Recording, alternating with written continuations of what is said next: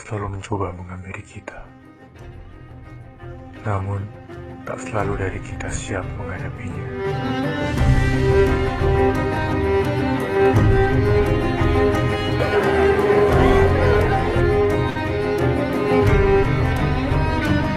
Aman, Mbak.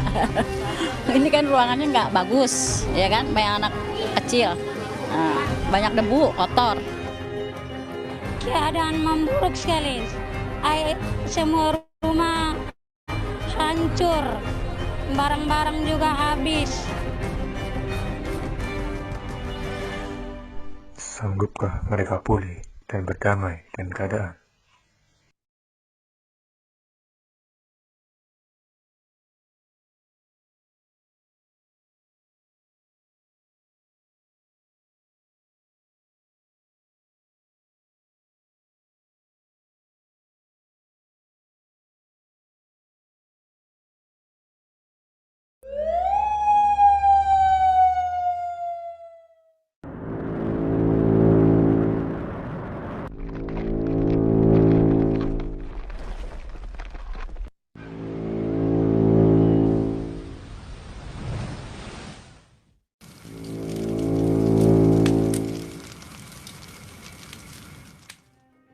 Petaka selalu mencoba menghampiri kita.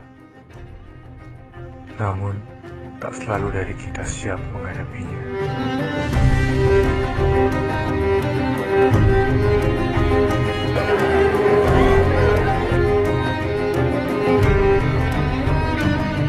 Aman, Mbak.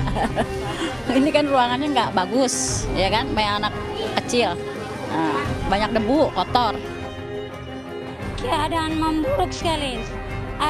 Semua rumah hancur, barang-barang juga habis.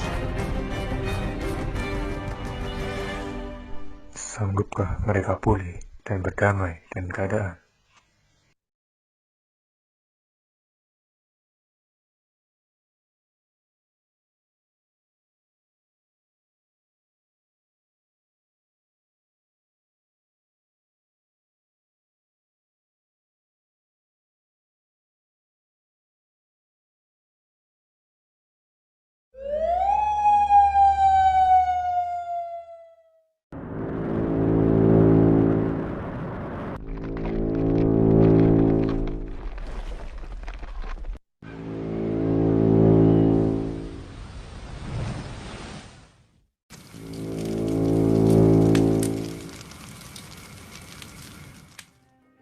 Petaka selalu mencoba menghampiri kita.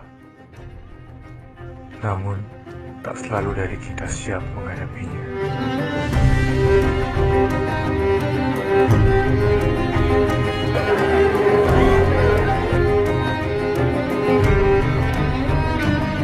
Aman, Mbak. Ini kan ruangannya nggak bagus, ya kan? Banyak anak kecil, banyak debu, kotor. Keadaan memburuk sekali. Semua rumah hancur, barang-barang juga habis. Sanggupkah mereka pulih dan berdamai dengan keadaan?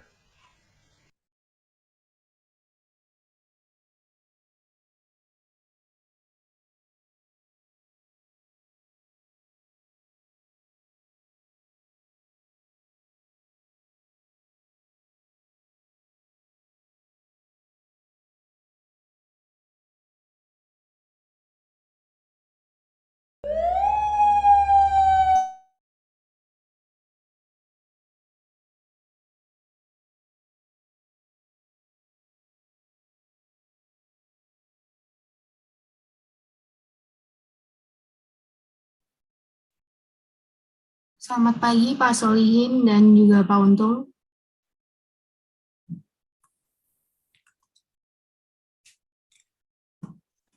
Selamat pagi.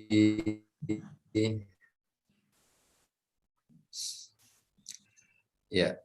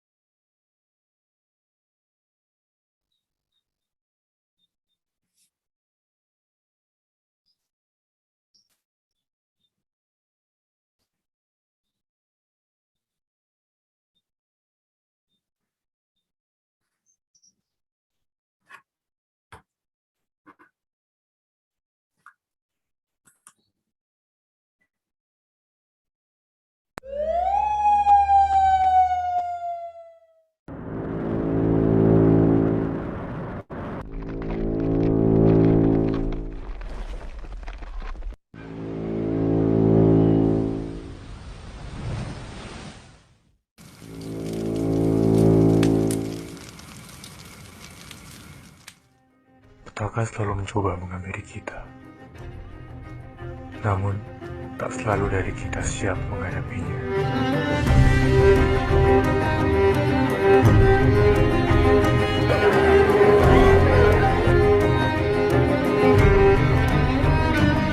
Aman, Mbak. Ini kan ruangannya nggak bagus, ya kan? Banyak anak kecil. Nah, banyak debu, kotor. Keadaan memburuk sekali. Semua rumah hancur, barang-barang juga habis. Sanggupkah mereka pulih dan berdamai dengan keadaan?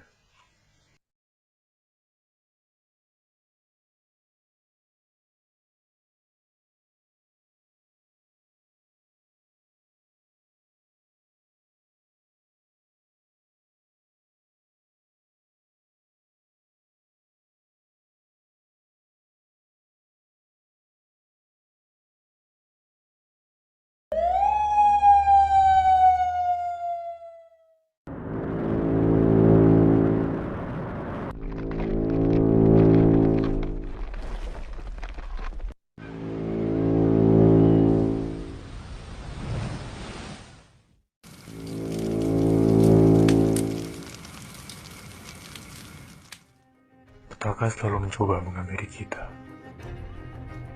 Namun, tak selalu dari kita siap menghadapinya.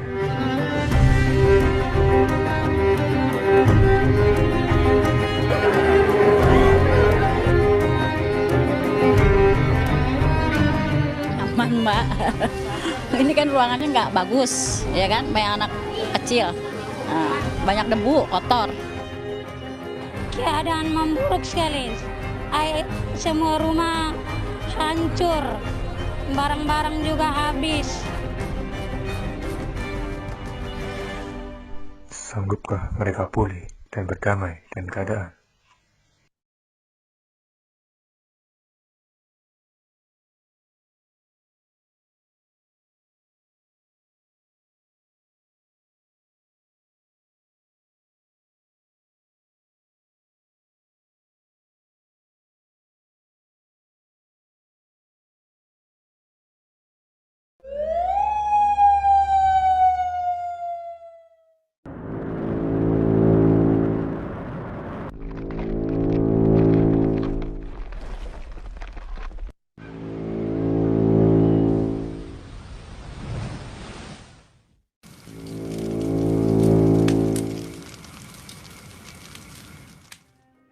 Petaka selalu mencoba menghampiri kita.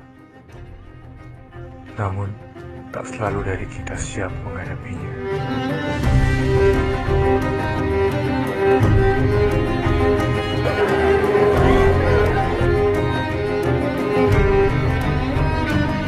Aman, Mbak. Ini kan ruangannya nggak bagus, ya kan? Banyak anak kecil. Nah, banyak debu, kotor. Keadaan memburuk sekali. Semua rumah hancur, barang-barang juga habis. Sanggupkah mereka pulih dan berdamai dengan keadaan?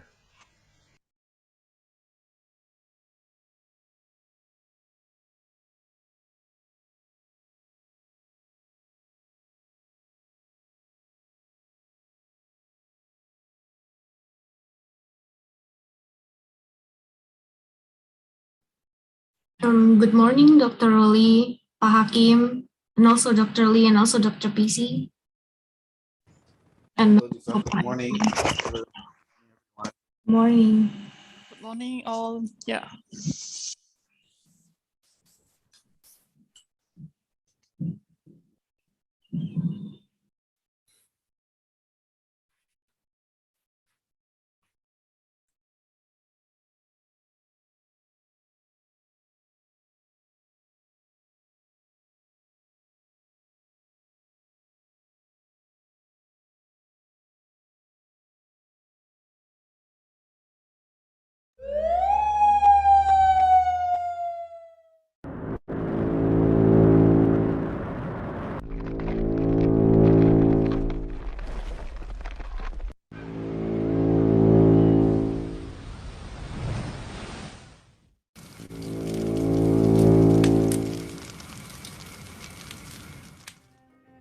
Petaka selalu mencoba menghampiri kita. Namun, tak selalu dari kita siap menghadapinya.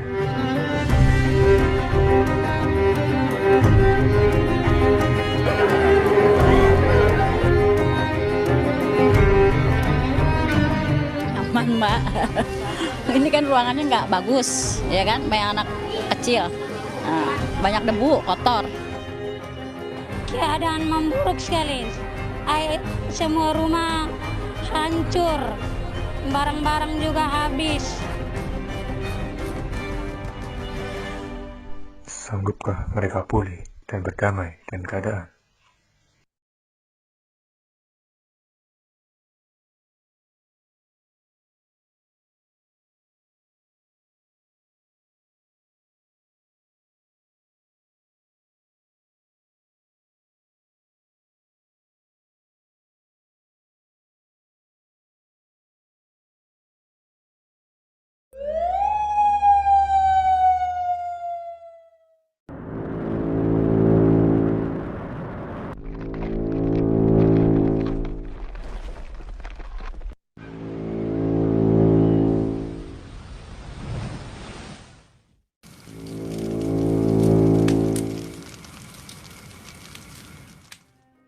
Petaka selalu mencoba menghampiri kita. Namun, tak selalu dari kita siap menghadapinya.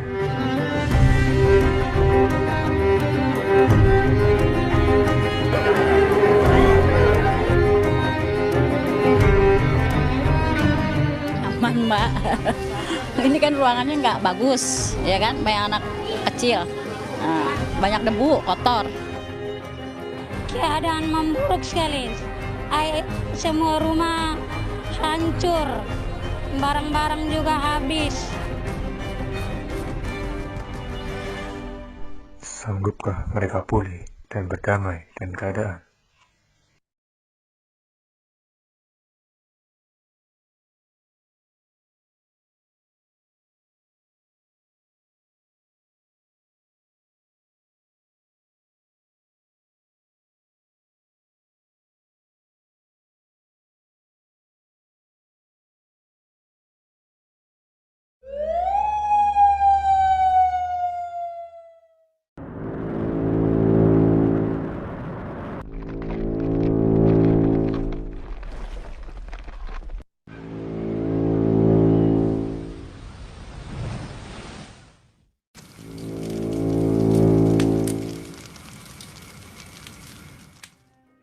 Petaka selalu mencoba menghampiri kita. Namun, tak selalu dari kita siap menghadapinya.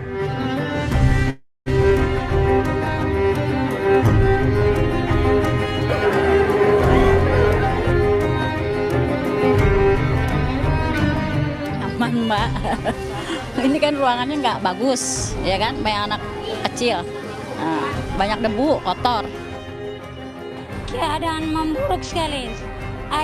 Semua rumah hancur, barang-barang juga habis. Sanggupkah mereka pulih dan berdamai dengan keadaan?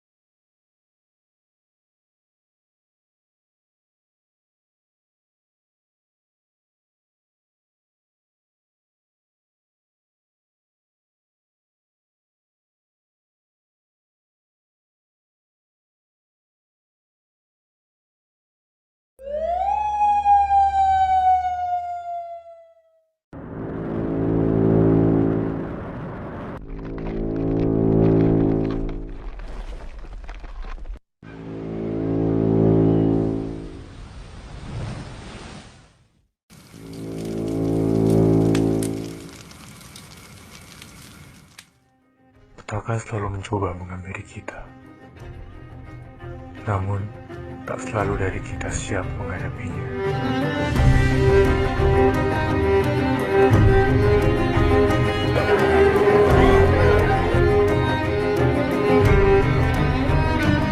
Aman, Mbak. Ini kan ruangannya nggak bagus, ya kan? Banyak anak kecil, banyak debu, kotor. Keadaan memburuk sekali. Semua rumah hancur, barang-barang juga habis. Sanggupkah mereka pulih dan berdamai dengan keadaan?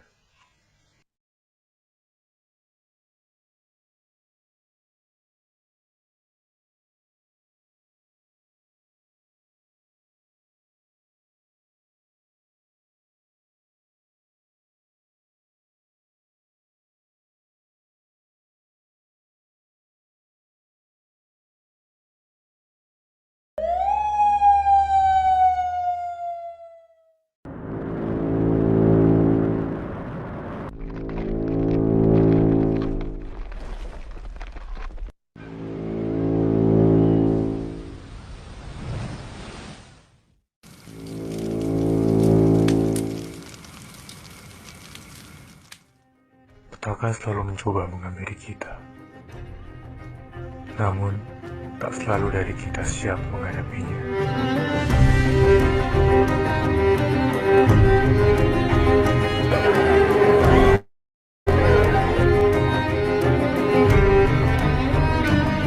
Aman, Mbak. Ini kan ruangannya nggak bagus, ya kan? Banyak anak kecil, banyak debu, kotor. Keadaan memburuk sekali. Semua rumah hancur, barang-barang juga habis.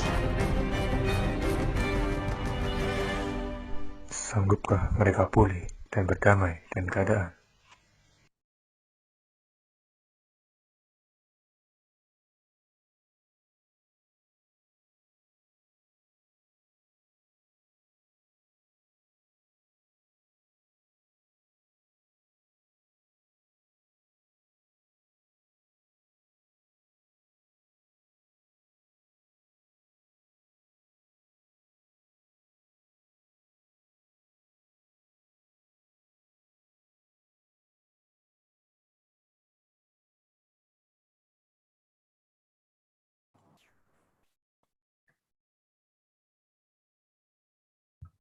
Assalamualaikum warahmatullahi wabarakatuh. Selamat pagi.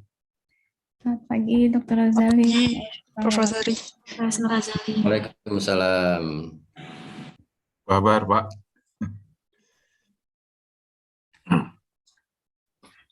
Baik, Dr. Razali. Oke. Sehat di Baik, Indonesia. Dr. Razali. Good morning, doctor. Morning, Good prof. morning. Yes, good morning. Very good morning. You fine, PC? I'm PC. fine. Thank you, doctor. Okay.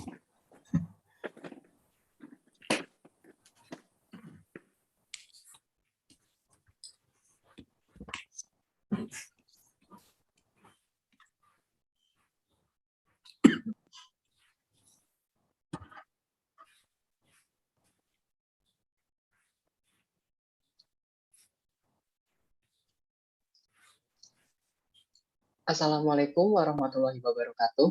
Shalom, Om Waalaikumsalam. Swastiastu, Namo Buddhaya, Salam Kebajikan. Good morning to all the finalists, participants, and all of the honorable judges we have here. Mr. Insinyur Eko Agus Prawoto, Master of Architecture, Ikatan Arsitektur Indonesia, an architect and the principal of Eko Prawoto Architecture Workshop. Mrs. Lee Yokelai, Doctor of Philosophy, a senior lecturer of Landscape Architecture Program in the Faculty of Built Environment and Surveying, University Technology Malaysia, BTM. Mr. Leng Pauchung, Doctor of Philosophy, Professional Technologist, Senior Lecturer of Architecture Program at the Faculty of Built Environment and Surveying, University Technology Malaysia, BTM. Mr. Muhammad Abdul Hakim, Master of Arts, Doctor of Philosophy, a lecturer of Department of Psychology in the Faculty of Medicine, Universitas 11 Maret UNS. Mrs. Doctor of Engineering, Kusumaningdia Nurul Handayani, Sarjana Teknik, Magister Teknik, who is a lecturer of Department of Architecture in the Faculty of Engineering, Universitas 11 Maret, UNS. And lastly, we have Professor Technologist Dr. Mohamdan bin Haji Ahmad, who currently serves as Deputy Vice Chancellor Development at University Technology Malaysia, UTM. Unfortunately, due to unforeseen circumstances, he is unable to join us in the final judging today.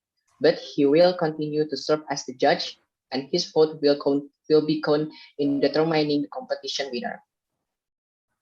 Also, good morning to the Dean of Faculty of Engineering from Universitas 11 Maret, Dr. Technologist Insinyur Solihin Asad, Magister Teknik, the Honorable Dean Faculty of Built Environment and Surveying, University Technology Malaysia, Associate Professor Dr. Senior Dr. Razali bin Abdul Hamid, and to the Head of Architecture Department, Universitas 11 Maret, Dr. Insinyur Untung Joko Cahyono, MArch. So, once again, good morning and welcome to the final judging of Archevent 2021 International Architecture Landscape Architecture Design Competition, Sanctuary, a Place for a New Hope. First of all, let me introduce myself. My name is Abira, and my friend Kretan, as the moderator, will accompany you from the beginning to the end of the event. Before starting off, there are some terms and conditions applied in today's final judging. Number 1, the finalists are required to attend final judging from the beginning to the end of the event. Number 2, the finalists are required to turn on the camera during the presentation. Number 3, the finalists will present their project in the order that has been agreed later during the finalist briefing. Number 4, the finalists are required to turn off the microphone unless being asked by the moderator. And lastly, each team is given 15 minutes to present their project, followed by 15 minutes Q&A session. Next, we also would like to thank our sponsor, media partner, and partnership for their contribution to the success of our event. First, thank you for our sponsor. Number 1 is Yodaya Green Building Consultant. Number 2 is PT Propandaya ICC. Number 3 is PT Cipta Dimensi Baja Nusantara. And last is PT Jasa Marga Manado Bitung. Secondly, we would like to thank our media partner, Info.Sayembara, Jurnalis Arsitek, Studio Anak Arsi, Webin Arts 2021, Webin.Arch, Event Mahasiswa 8, Lomba Desain _ID, Sejuta Cita, UNS Fest, Archie.talk, InfoRC.id, Info Lomba, Lomba Desain _ID, Kompetisi Mahasiswa, BEM FT UNS, UNS Official, Seminar.up, Arts Daily, and Azure Magazine. And the last one, we would like to thank our partnership, Urban Rural Design and Conversation Laboratory UNS, Archetype UNS, GEEBS, Research Group of Urban Design and Environmental UTM.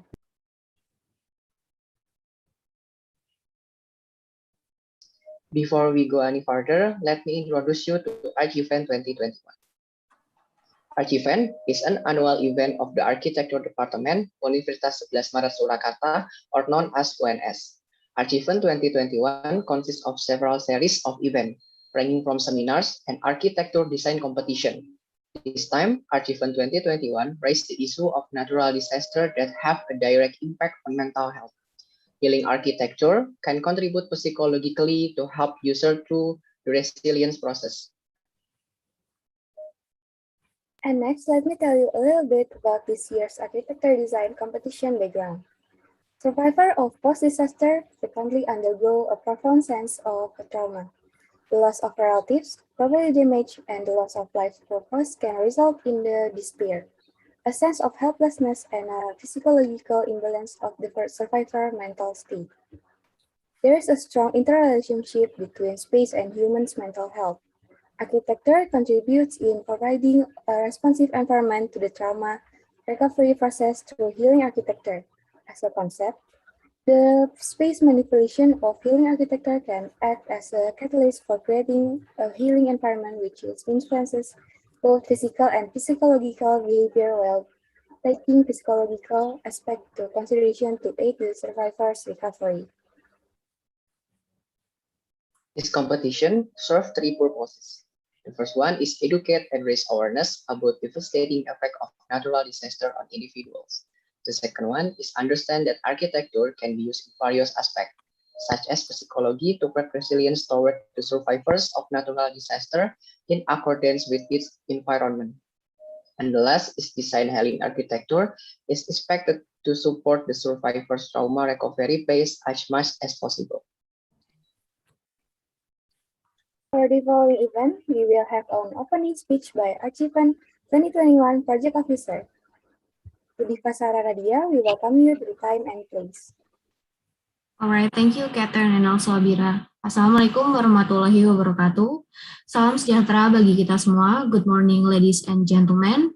The Honorable Dean of Faculty of Engineering Universitas 11 Maret, Doctor of Technology Solihin Asad.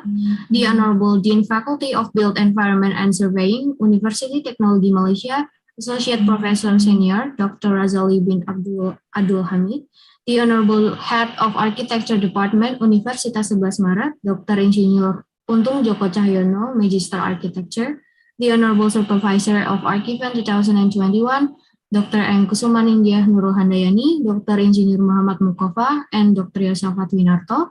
Our Honorable Judges of Archevent Design Competition 2021, Insinyur Eko Agus Prawoto, Magister Arch, IAI, Profesor C.S. Dr. Muhammad Hamdan bin Haji Ahmad, Dr. Lee Yukelai, Dr. Leng Paucung, Dr. Muhammad Abdul Hakim, SPCMA, Dr. Eng Kusumaninggyah Nurul Handayani, and also to all our invited guests, Indonesian Architect Association, IAI, Keluarga Alumni Arsitektur UNS, Cartoons, all lecturers of Architecture Department, Universitas 11 Maret, and Architecture and Landscape Architecture Program, University Technology Malaysia, and not to forget all of the finalists of Archevent 2021 International Architecture and Landscape Architecture Design Competition, and also the audiences. Warmest regards from me, Sarah, as the Project Officer of Archevent 2021. First of all, I would like to congratulate the top 5 teams for passing the screening and listing of the honorable judges. Sanctuary, a place for a new hope, becomes our main project to raise public awareness, particularly among designers from built environment programs, on how the concept of healing architecture aids in supporting the survivors of natural disasters. As we invited professionals from various backgrounds, such as architecture, landscape architecture, and psychology, we hope that it will give insights about the most ideal healing architecture and environment criteria for designing built environment through the finalist projects. Once again, best of luck for all finalists, and thank you for taking part in creating resilience toward the survivors of natural disasters. Thank you. Wassalamualaikum warahmatullahi wabarakatuh. Waalaikumsalam warahmatullahi wabarakatuh. Thank you, Sarah, for your speech. Next, we will have speech given by the Head of Architecture Department from Universitas 11 Maret to Dr. Architect Insinyur Untung Joko Cahyono, Master of Architecture. We welcome you to the time and place. Thank you. The Honorable Dean of Faculty Alam Bina dan Ukur, UTM, Dr. Razali bin Abdul Hamid, the Honorable Dean of the Faculty of Engineering, Universitas 11 Maret, Dr. Solihin Asad, and the Honorable the team of juries. Ladies and gentlemen, good morning. Assalamualaikum warahmatullahi wabarakatuh. Salam. I am Untung Joko Cahyono, Head of the Architecture Study Program, Faculty of Engineering, Universitas 11 Maret, Surakarta. I would like to thank all of you for participating in this very interesting event today. This is the final judging of the architectural design competition for students. This competition is part of a series of agenda of Archevent, an annual event organized by the Architecture Student Association, UNS, and this year, this event is also supported by University Technology Malaysia, UTM. In this regard, I would like to express my deepest gratitude to and appreciation to Dr. Razali bin Abdul Hamid and also Pak Solikin Asad, and the supervisors of the committee, the lecturers from UTM and UNS, and to all student committees, Diva Sarah and friends. The theme of this student competition is Sanctuary, a New Hope of a New Place. A place which can help the trauma recovery process for the victims of natural disasters. This architectural design competition might not only emphasize on aesthetic, physical, and functional aspects, but also on mental, social, and spiritual aspects. In this regard, I would like to express my deepest gratitude and appreciation to the juries of this competition for their hard work in providing a good and fair assessment. Thanks to Pak Eko Agus Prawoto MH, IAI, from Eko Prawoto Architecture Workshop, to Prof. Dr. Muhammad Hamdan bin Haji Ahmad, Deputy Vice Chancellor Development UTM, Dr. Lee Yukelai, Senior Lecturer of Landscape Architecture Program, UTM, Dr. Leng Pao Chang, Senior Lecturer of Architecture Program, UTM, Dr. Muhammad Abdul Hakim, M.Ed, Lecturer of Department of Psychology, UNS, and Dr. Kusumaning Tiah Nurul Handayani, Lecturer of Department of Architecture, UNS. We would like also to congratulate the top 5 participants as finalists. Actually, you are all winners. Your work are chosen, which means a lot in the idea of architectural design that really cares about the needs of community, especially during a disaster. Thank you for your willingness to share your works with us. Again, we in the Department of Architecture UNS thank to each and every one of you for participating in this event. We will be very happy to have more collaboration in the future with you and your institution. Thank you and have a nice weekend. Wassalamualaikum warahmatullahi wabarakatuh. Waalaikumsalam warahmatullahi. Okay, thank you very much, Dr. Untung, for your speech. Next, we will have a speech given by the Dean of Faculty of Built Environment and Surveying for University Technology Malaysia. To Professor Senior Dr. Razali bin Abdul Hamid, we welcome you to the time and place. Okay, terima kasih. Thank you very much. Okay, and our Mr. of Ceremony. Bismillahirrahmanirrahim. Alhamdulillah Rabbil Alamin. Wassalatu wassalamu wa ala ashrafil anbiya'il mursalin wa ala alihi wa sahbihi ajma'in. To the Honorable Dean of Faculty of Engineering, Universitas 11 Maret UNS, Dr. Technology Engineer Solihin Asad, Master of Technique, I suppose, MT, the Honorable Dr. Architect Engineer Untung Joko Cahyono, MH, Head of Architecture Department UNS, all the judges, Committee of Archevent 2021, all the lecturers of both universities, and particularly all our finalists of this competition. First of all, Alhamdulillah Rabbil Alamin, we praise Allah Subhanahu wa Ta'ala for permitting us to gather virtually today in this event for this closing ceremony of the competition. So I'm honored to be here this morning to deliver this small speech as a capacity of the acting deans at the Faculty of Built Environment, UTM, Built Environment and Surveying in UTM.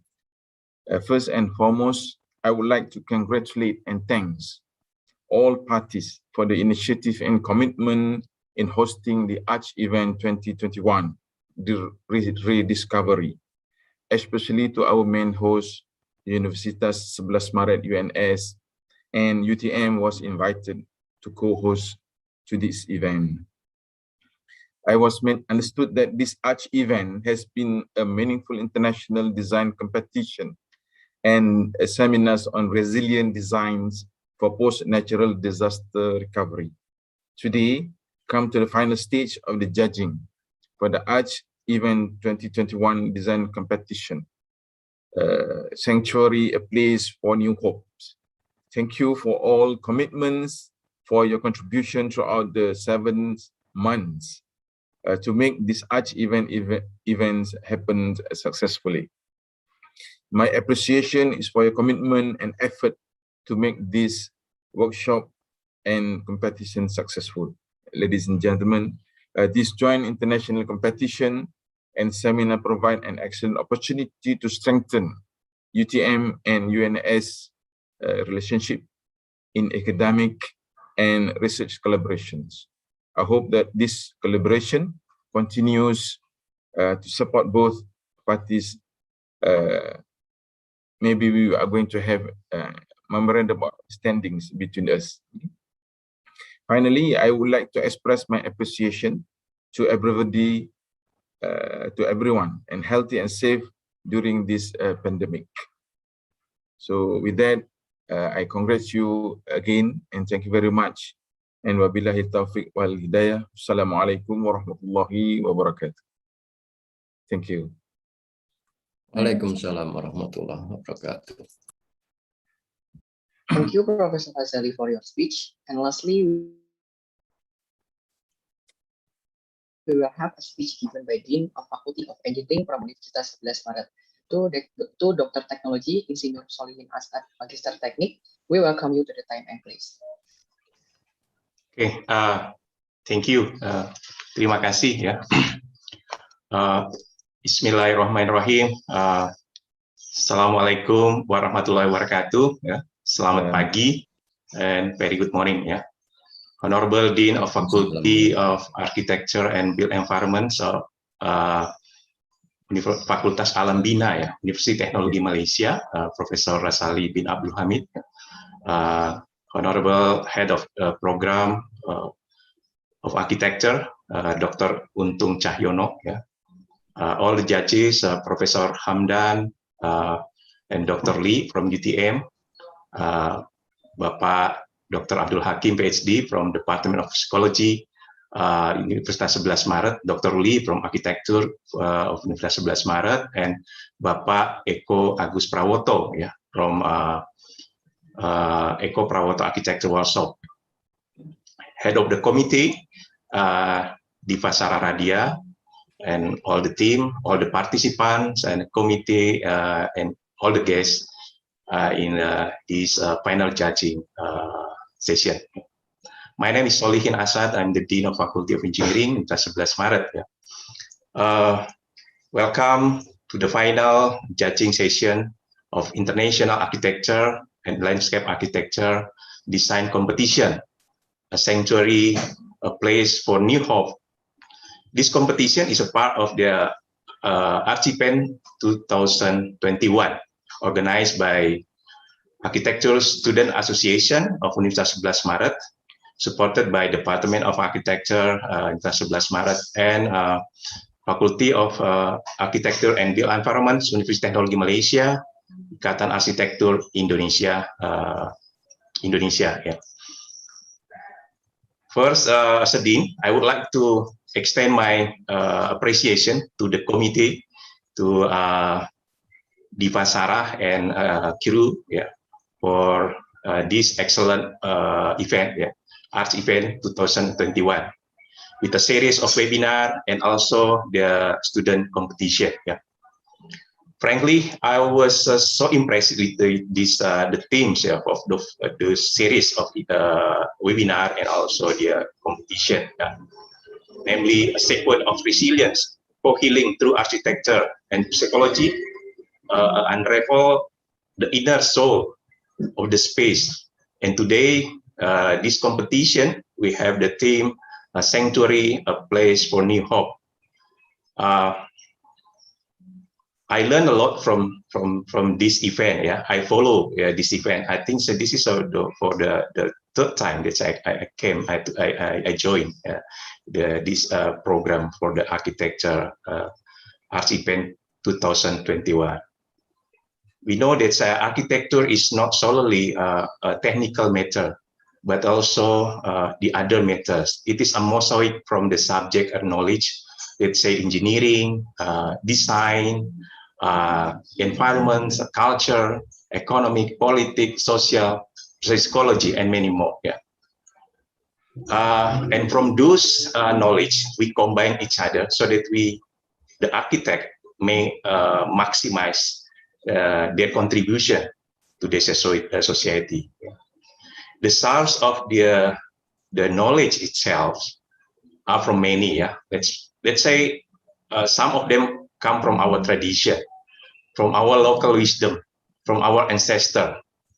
Nusantara, where Indonesia and Malaysia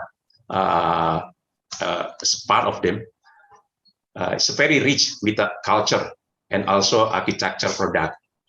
That's why we still have a space to learn more about this, about the architecture, in order to to support our society. Yeah. Therefore, this event is very important. Yeah. Secondly, I'm very pleased also as Dean that this Archevent 2021 is organized with the support from our university partner from UTM. It's an honor for us, Professor Rasali, for the support of UTM. Here, the lecturer and the students from Indonesia and Malaysia are working together, engaging together, both in webinar and competition. And I do hope that there's more collaborative work that we may organize in the future. Yeah. It is also possible to extend this our collaborative work to other Asian countries such as Thailand, Vietnam, and many more. Yeah, I love that the background that's from Rasali showed to us Air Asia with a UTM logo. Yeah, my first image to Air Asia integrate ASEAN. Yeah, integrate ASEAN. That's why I love also to do the thing that how can we integrate ASEAN as early as possible, as early as possible. ASEAN, we know it's a very beautiful and very peaceful region in the world. That's why we have to preserve it by our collaboration. That's why thank you very much for the UTM for the support with us in Universitas 11 Maret. At the end, I would like to congratulate to all the 5 team finalists today. Thank you for participation, and my sincere gratitude to UTM, to Professor Rasali, Professor Hamdan, Dr. Lee, and also thank you for the support of the Ikatan Arsitek Indonesia or IAI, and thank you for all the judges and also the committee who already work hard to make this what they call this event as possible. I wish you have a wonderful and exciting experience during the judging session today. All the best for all the panelists. Good luck. Thank you very much. Terima kasih. Assalamualaikum warahmatullahi wabarakatuh. Waalaikumsalam. Waalaikumsalam warahmatullahi wabarakatuh. Thank you, Dr. Solihin, for your speech. So I think it's finally time for all the finalists to present their project submission in front of all of the judges, based on the order that has been determined during the finalist briefing. The team order to present their project is, the first one is participant number 28 with the project title Panon Poe. The second one is participant number 16 with the project title Mantun Jiwa Community Center. The third one is participant number 36 with the project title Balai Adaldo House. The fourth one is participant number 46 with the project title Nantarima. And the last one is participant number 38 with the project title Palette Plotting. Okay, to participant number 28, with the project title Panon Poe, please present your project for 15 minutes, and then we will continue by Q&A session with the juries. And to the next team, participant number 16, please stand by your turn. Thank you.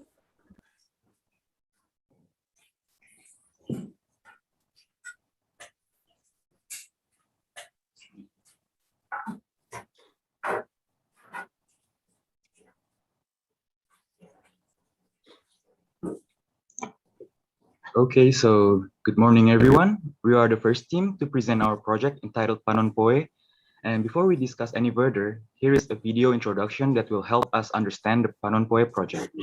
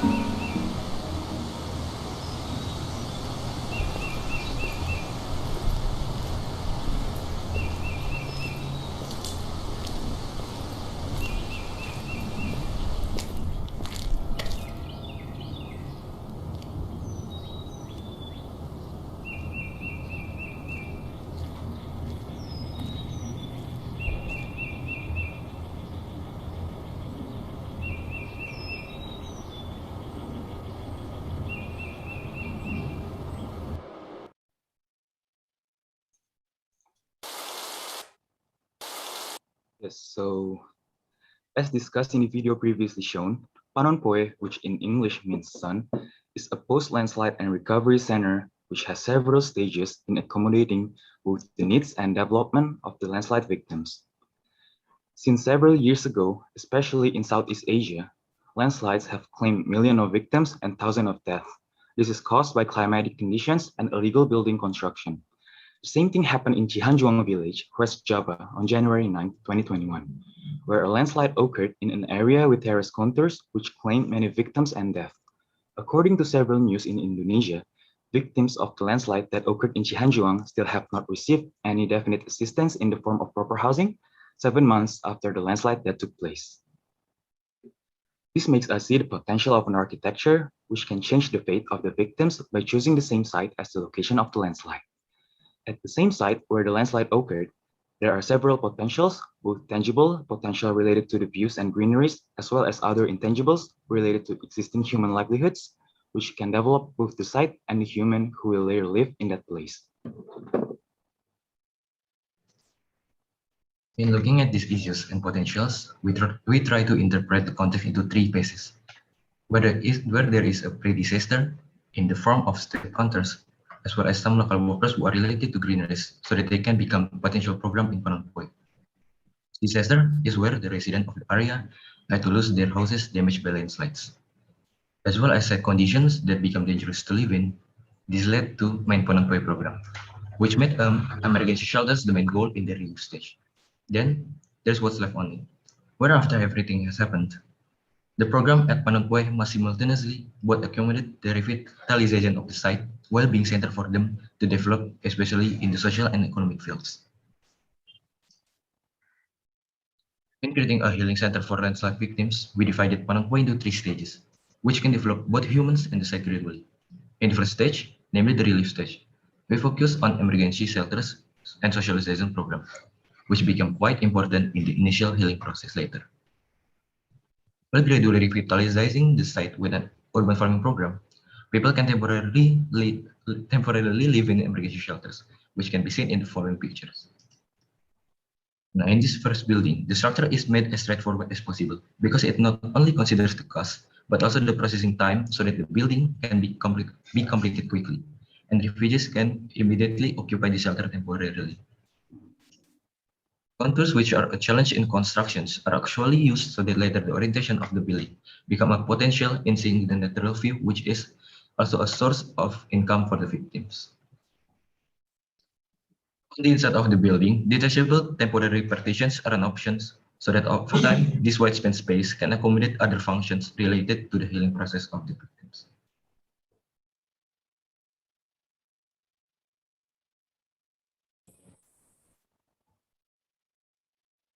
In the second stage, namely the recovery stage, the integration of human and natural development is increasingly visible.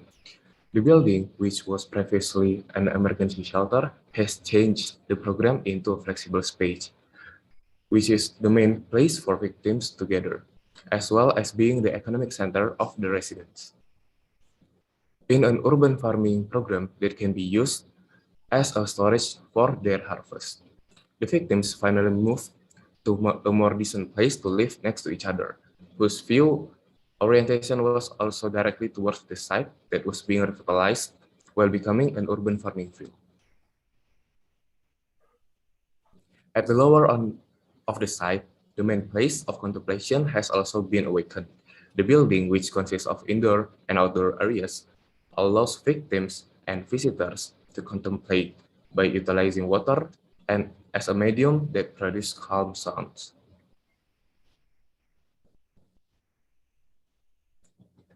Then, in buildings that have been turned into economic and social centers, detention pond technology has also been used so that water that naturally descends to the ground can be accommodated and reused for urban farming needs. Nature that has begun to grow again is also considered to be part of the interior of the building and grows all while integrating with the human who are in it. The built house also considers the ease of construction and allows nature to be part of the existing architecture. At the last main stage, namely the development stage, the welfare and prosperity of both human quality and context are becoming clearer. The building program process that prioritizes the peace of the victims while inviting the people who live to stay productive is the main point that makes Panonpoe successful in healing the victim psychologically. After doing some research, being a good listener, helping connect with information, and the need for calm became important factors in the victim's healing. Over time, this mostly communal program can make the victims understand each other, cooperate with each other, and can achieve their own peace of mind. In this final stage, the site and housing that were previously destroyed by landslides have been revitalized and become a place that can be enjoyed by the victims as well as other residents related to the context because of the existing communal spaces. The straightforward construction of each unit, as well as the use of local materials that are quite easy to assemble, are also important factors so that gradually but surely the victims can feel and gain new hope. Details of each connection that uses wood joints such as dado joineries and mortise tenon joineries, which do not require many other elements to connect the existing wood. Connecting detachable partitions are also easy to remove and can be reused for other needs in flexible spaces. To wrap the presentation up, we believe that in healing the victims of any natural disasters, the healing process itself is the main thing that must be taken into account in the program. Therefore, Panonpoe is divided into 3 main stages, which can not only heal the victims gradually, but also heal the context of the site, which simultaneously becomes an important point in the healing stage of the victims. Not only healing, but the Panonpoe program is also expected to achieve several points that grow along with the inhabitants, which consists of good health and well-being, decent work and economic growth, and stable and sustainable communities that all contribute the healing architecture experience. That's all, and thank you for listening. Okay, thank you very much for your presentation. Next, we will open the Q&A session. For the jurors, please give some comments, responses, and maybe question to participant number 28. And to the team, if there is any question from the jurors, please answer it directly. To the jurors, the floor is yours. Oh, thank you very much. Maybe I could start. Sorry for the other jury. Yes, thank you. It's a very interesting proposal, but landslide is a rather unique disaster. It very much relate with the soil condition. And I would like to know what make the landslide in your case, and how you deal with that kind of special condition in order the landslide is not happen again. Thank you.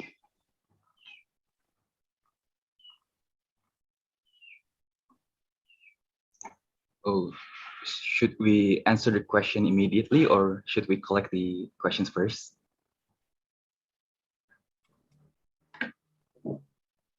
Yeah, you can answer the immediately, yeah? Okay. So to make the landslide won't happen again, the first thing that we do is we revitalize the site, which can be seen in the program itself, where we grow some crops in there that also acts as the source income of the farmers in the program itself. And the second one is we built this structure where the foundation itself, they hold the soil, so the soil won't shake too much when there's some kind of landslide activity in the area. Maybe other. I want to have a friend. Actually, what's making the landslide is the site has a steep contours on the top of it. Okay. Is it enough for the answer? Okay. Is it clear for Pak Eko? Not really, but it's okay, because landslide is usually not happen in that particular site, but it's related with a larger context. So the whole land is like sliding, coming through to that particular spot. So the solution must be rather integrated and covering the larger area, I think. Yeah, thank you. Okay, thank you, Pak Eko. Have a please, Pak Muhammad Abdul Hakim, for the question. Thank you. I really enjoyed the presentation. I'm not an architect myself, so to me, the design is very eye refreshing. But I'm wondering about the healing aspect of the design. You mentioned that the main purpose of the design is to help survivors recover or dealing with their trauma or psychological problems. But I'm wondering in what way your design, the whole design, can help the problems that typically experienced by the survivors. And one important aspect of the healing architecture, to my understanding, is the integration between body, mind, and spiritual wellness. So how would you elaborate? I'm curious about your idea, how you integrate between the three aspects of the wellness. Thank you. Okay, thank you for the question. So the healing technology itself of this Panonpoe program, the first one is the architecture performance that able to adapt and grow. So as we can see, the Panonpoe project is gradually develop the stages, so the victims itself can gradually develop also. And in the first stage, the human needs an emergency shelter because of until 7 months since the landslide is begun, the human not yet received any shelter, any proper housing. So that's what we built for the first time. And in the next stage, we built this healing space. Can you change the slide into the healing space? Thank you. Yeah. Yeah. So okay, Calvin. I'd like to add some point. The second one, we don't want the architecture to feel, the inhabitants feel like the building, like an alien. So that is why we believe that the design should fit in on how the victim perceive home and how they could be happier in it, along with the time it's taken on the each stage. And also, we do believe that in order to create healing architecture, there is no spontaneous and direct solution for that. So we try to manifest each stage and process along with the design and what contribute to the healing process as the time goes on, such as maybe my friends already mentioned it about how the architecture also grow and enable the economically starts a new hope for the victim. So there is actually much more aspect in the healing process in it, and we think we manifest the process into the design along with the time. Thank you. Okay, thank you. The committee, will the jury still have a time to question one more time? Yes, I have questions. Yeah, Dr. Ruli. Okay, I think congrats for this group. I think you have done your best for your presentations. I have two questions here. It's related to each others. First of all, I think you did answers for the first and two questions, right? About it's important for the recovery by stages, right? This is the main point. So when you talk about landslide, the stages of mitigation or recoveries, it should show also in your master plan, yeah. I know that the overall presentation scheme, you are much more focused on the healing centers. So I would like to know, what are the approach or what are the initiatives that you have like manifest or apply onto your design to recovery the landslide, the soil, the structures of the contour of this site. So the second question is like, what are the suitable vegetations for you to suggest the slope? Sorry, what are the type of vegetations that suit for this slope recovery? Yeah, after the landslide.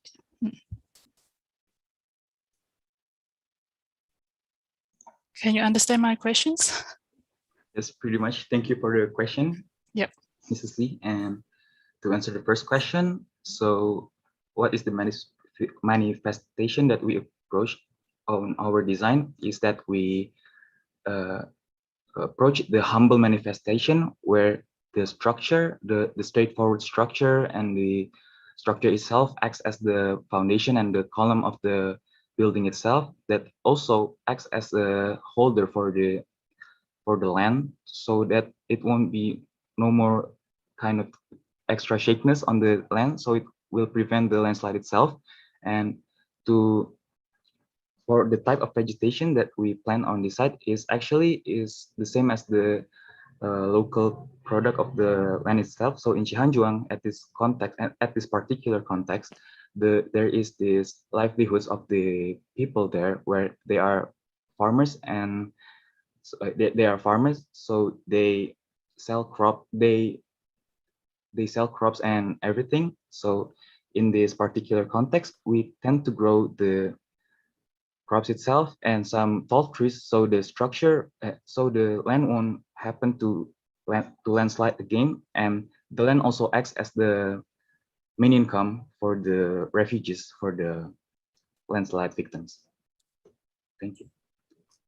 Okay, so the vegetation that you choose is more on the crop, yeah, for the soil stability, right? Okay, all right, thanks. Okay, thank you, Dr. Lee. I think we still have 7 minutes more. Have a please, Dr. PC. Okay, thank you very much, Dr. Ruli. Congratulations to this group. Followed by what Dr. Lee has asked about that. Because when I'm looking at your architectures, the site plans especially, okay, I just wondering, let's say this landslides happenings at a certain time, what is the steps, okay, or the measures that you all are going to take? Like, for example, what step? Let's say you all are going to identify the nearest roads that able to for you to transport your materials, construction material into the site. Okay, then what kinds of the efforts of the manpowers and the materials that you guys are going to propose? Do you mind to briefly expand about this one?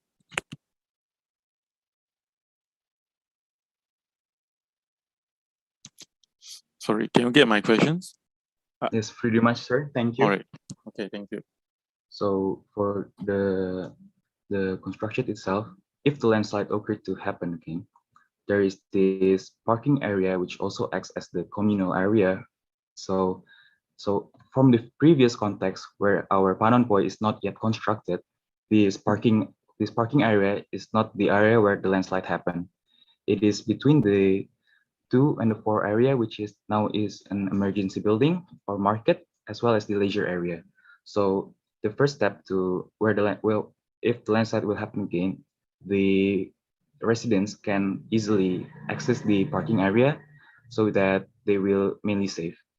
So for the second thing is that how the construct and the manpower itself is, we approach the building by using a humble manifestation, so it will be easy to construct and it will not take many cost and time. And also the building itself will accommodate the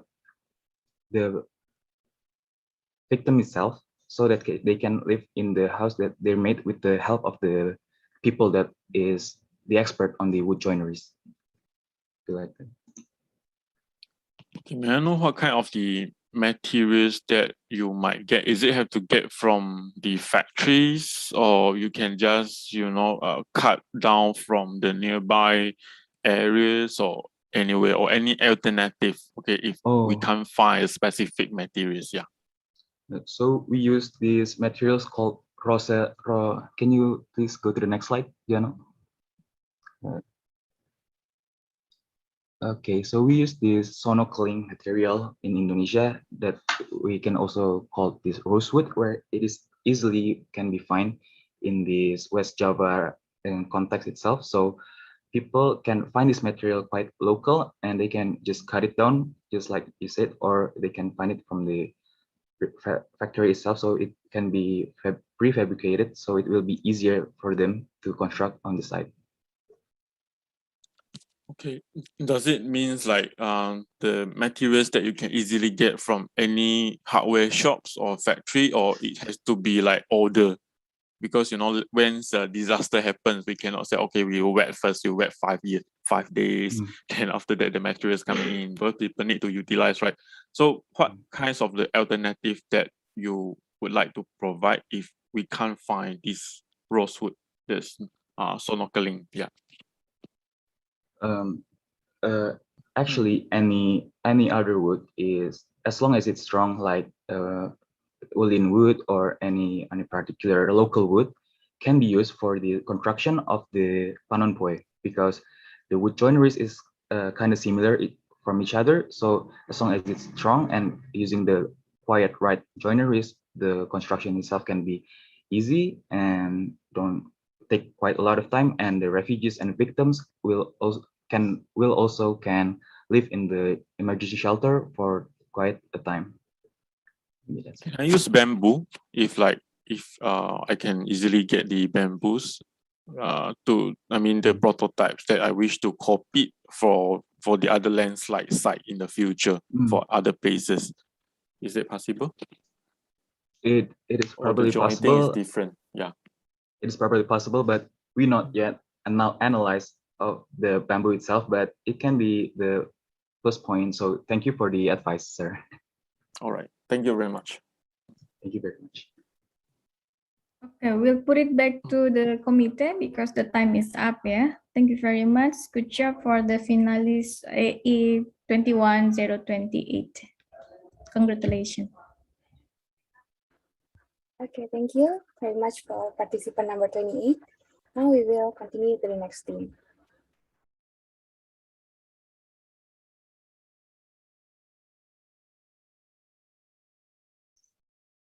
And for the next team, we have participant number 16 with the project title Mantun Jiwa Community Center.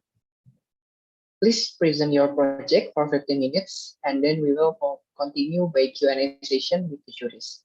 And to the next team, participant number 36, please stand by for your turn. Thank you. Okay, thank you, Abdullah. I'll share some screen of it.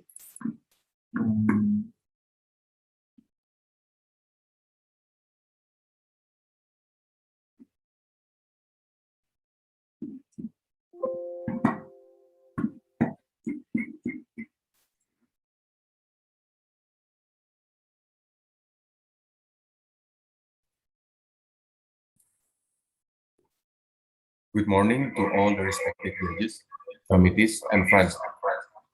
First of all, allow us to introduce ourselves.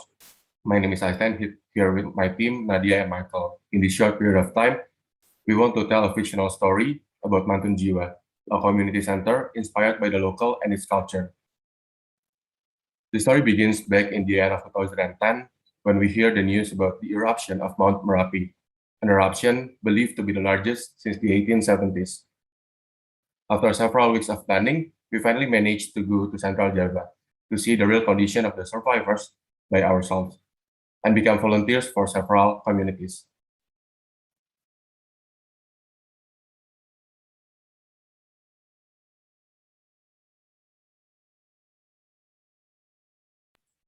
Other than that, we came for a mission of our own, a mission to observe reality in the hope that we can maybe do something as an architect. At that time, we imagined that maybe we could propose an idea to build a museum, a monument, or maybe even develop a tourism village for them. All of these ideas are so that the survivors can be supported economically and we can create an iconic design perhaps for our portfolio.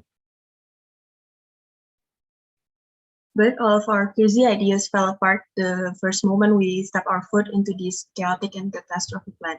And we saw how children were separated from their parents, who were lost, injured, or even dead. And we also saw how teenagers are afraid, have no hope, or can't even talk to each other like they used to. And it's clear to us that they look just like a hopeless population, just like a number of people, and not as connected souls or a whole community like we imagined them to be in the first place. Later in the night, we sat in front of the tent with a blazing bonfire to contemplate, reflect, and rethink. This time, we realized that we cannot design something that felt new or different to them, like a museum, or a monument, or whatever we have on our thoughts before. What we have to do is to create something, design something that can restore their community and their sense of family. And we were also aware that we are not the main actors here. The design is not for us, not for our portfolios, but for the locals and for them. So it must feel close, feel intimate, and feel like home to them. And so we decided that we should spend some more time here to understand better about how they live, what they need, and what makes them mentally survive. And so that's the starting point. We position ourselves only as a translator, a person whose function is to hear their concerns and then translate them into an architectural space. And so for about 2 months in 2011, we spent time in the Jati Sumur village. This is a village, a refugee camp planned to be a permanent residence by the government, and this place is safe from the lava danger zone. In those days, we had our own world. Michael often hangs out, smokes, or drinks coffee with the elders or the religious leaders. On the other hand, Nadia spends her days with the youth, playing chess, having ronda malam, or just gather at the small village hall.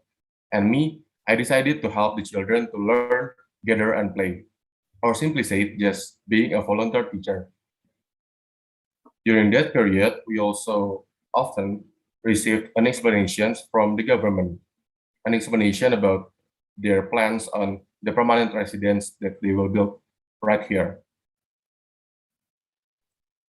We often look at their master plan and realize that there is one empty space. It's big enough, probably around 4,000 square meters, and we think we can turn it into something. Yeah, into something. We are thinking about maybe a community center or just an informal hall for the locals to gather. At that time, the government gave us a positive response and invited us to make a design proposal for the site. Long story short, after spending days or perhaps months with the locals, we then again fall into the conversation about what we should make. Then I started the design discussion by talking about the needs of a mosque that will become a place for the people of Jatisumur to pray and heal emotionally. I remember that one night, one of the elders told me a story about their old mosque, how they interact before and after doing the prayers. They miss the interaction, the feeling, and the togetherness they had before. That's why we agreed that the mosque should be one of our primary functions that we propose. Furthermore, the mosque will be placed in front of the road to become the entrance itself, and the Qibla orientation, which crosses along the diagonal of the site, will be our starting point. Not to forget that we need to make it disability friendly so that people who lost their physical ability after the tragedy will still be able to use it like the others. Remembering one of the elders said that this has become one of the major issues for them. That's why we agreed to make the circulation as a ramp, so it will eventually be accessible for those who lost their physical ability. Moreover, we place a special ruang wudu or ablution room for the disabled. Then, the limasan is what this type of roof typology is called. Usually, limasan can be found in a traditional Japanese architecture and commonly used as a roof of mosque, with the four sides of the roof represent equality and welcoming all the surrounding people. One of the residents also said that news regarding any danger usually travel faster from person to person through simple komunitas. In those assemblies, people will gather and announce the information there. And this is why the people need an informal multifunctional hall that can be used as a place to gather, hang out, relax, or to play chess during the night watch, or even just to watch football together. And hence, the design of the multifunction hall is open, undefined, and informal to provide a flexible space according to the people's needs. And then I was also reminded that one of the local cultures that the community uses to prevent the danger of corruption when it comes. A resident once told me about Ipen. It's a Japanese culture of observing and communicating with nature signs, which in this case is a technique involving looking for natural signs of danger from a higher place, like looking for the dark clouds, the smokes, animal signs, or a rise in temperature. And so they need a watchtower to perform this Ipen, where in the design we place it in the north part of the site, looking directly at the Merapi mountain. And there's also a sitting area in the corner of the site, functioning as a gathering space.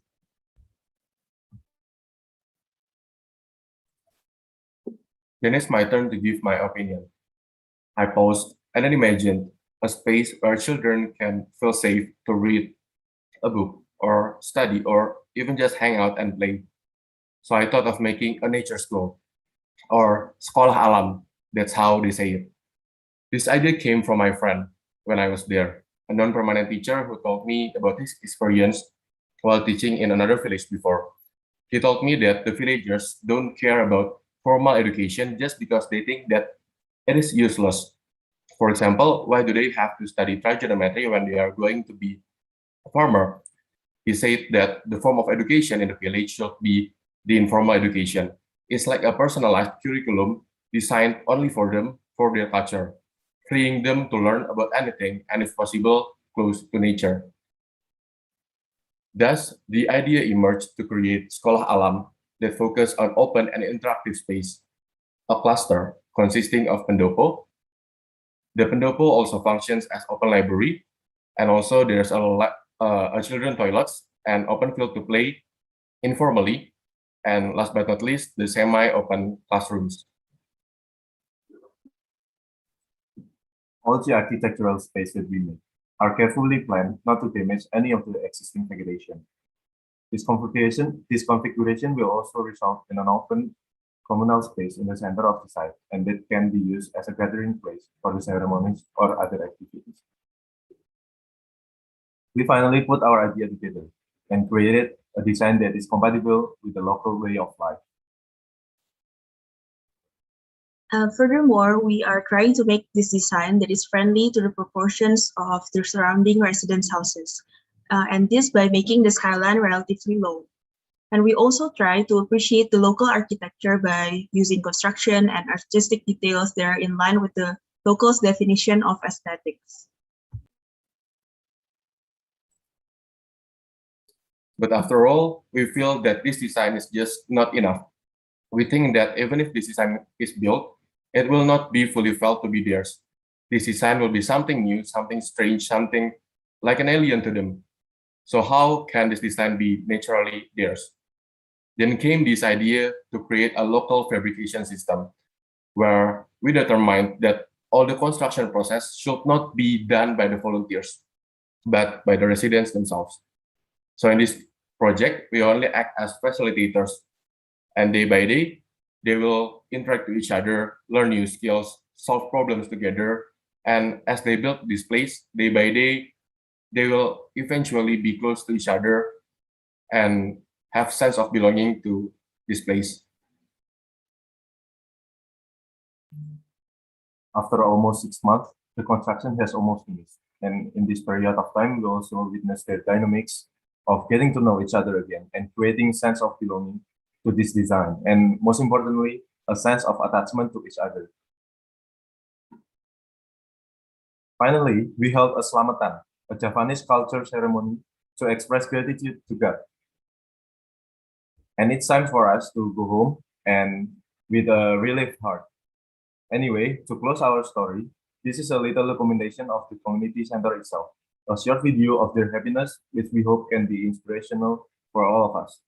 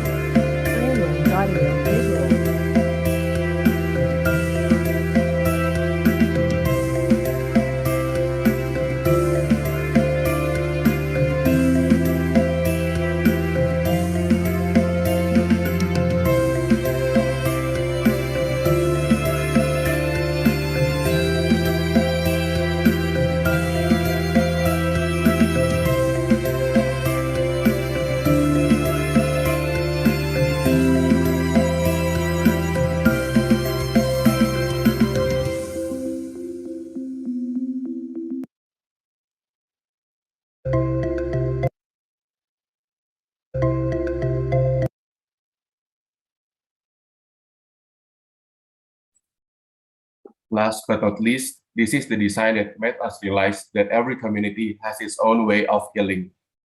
That we as architects can just come as strangers and act like we understand everything and just interfere.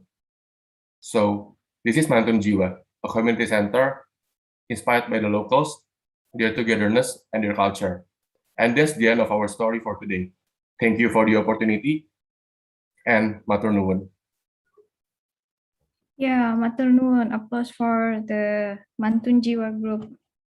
Have a please the jury, because I'm the host of the jury, so I would like to the other juries to have the question and answer. Maybe from the Pak Eko again. Yeah, thank you.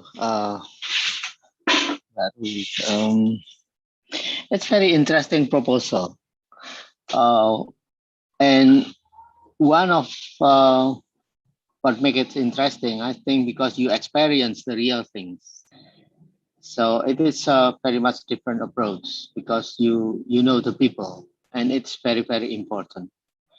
And also, in a way, you know how to limit yourself in this involvement. So in some, because the sense of belonging and also the understanding about the real lifestyle and also the idea of the people, it is very difficult to understand from us as an outsider. So it's better to give more space for the local people to improve or to complete it. And this is more or less the strategy that you implement in your proposal.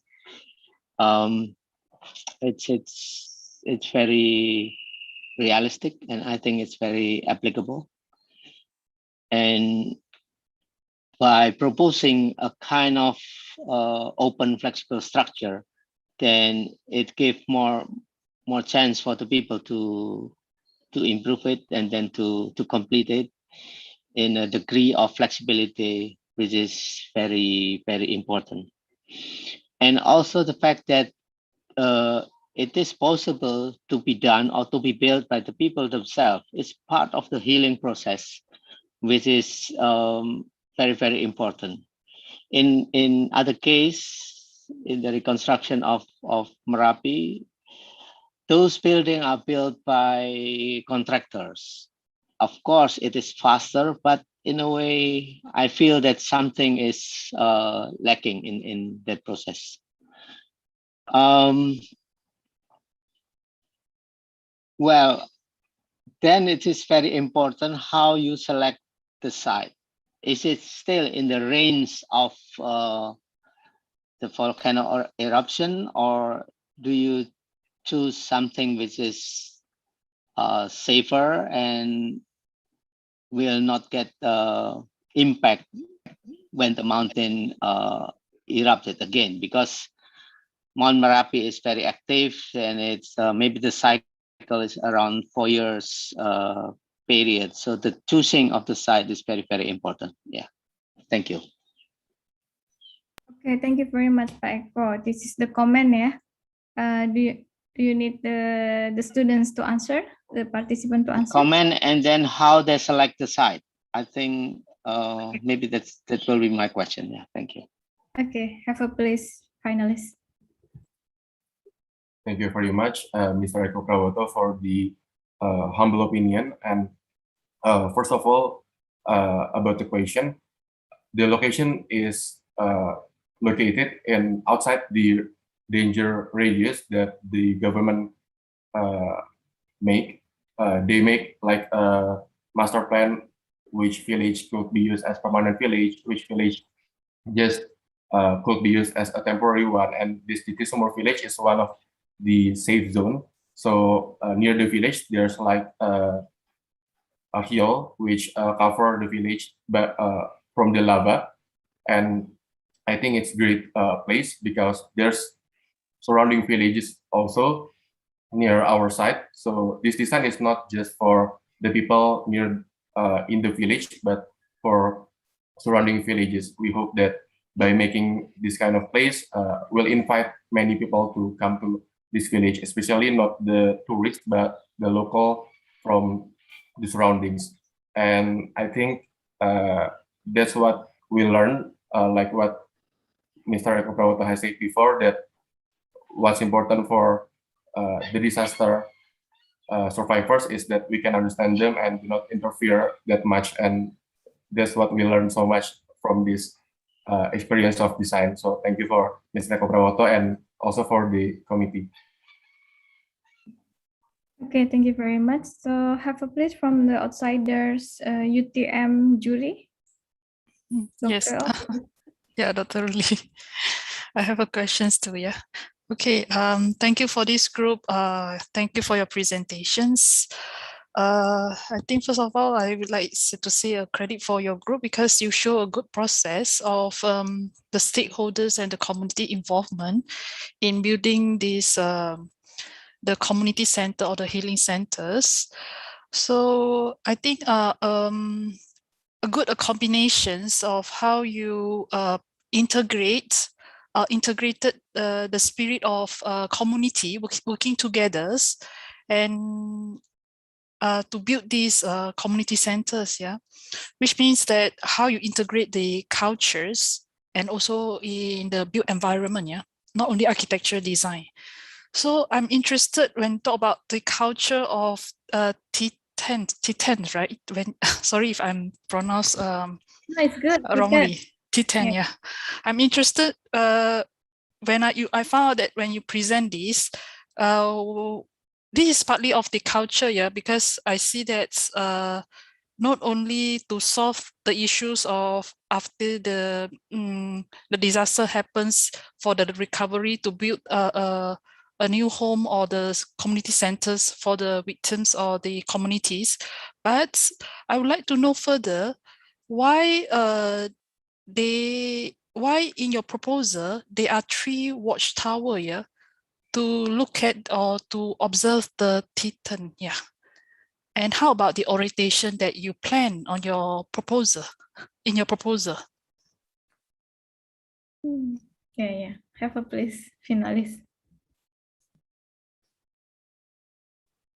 Can you get my questions? Yes. Okay. Let me share screen a bit.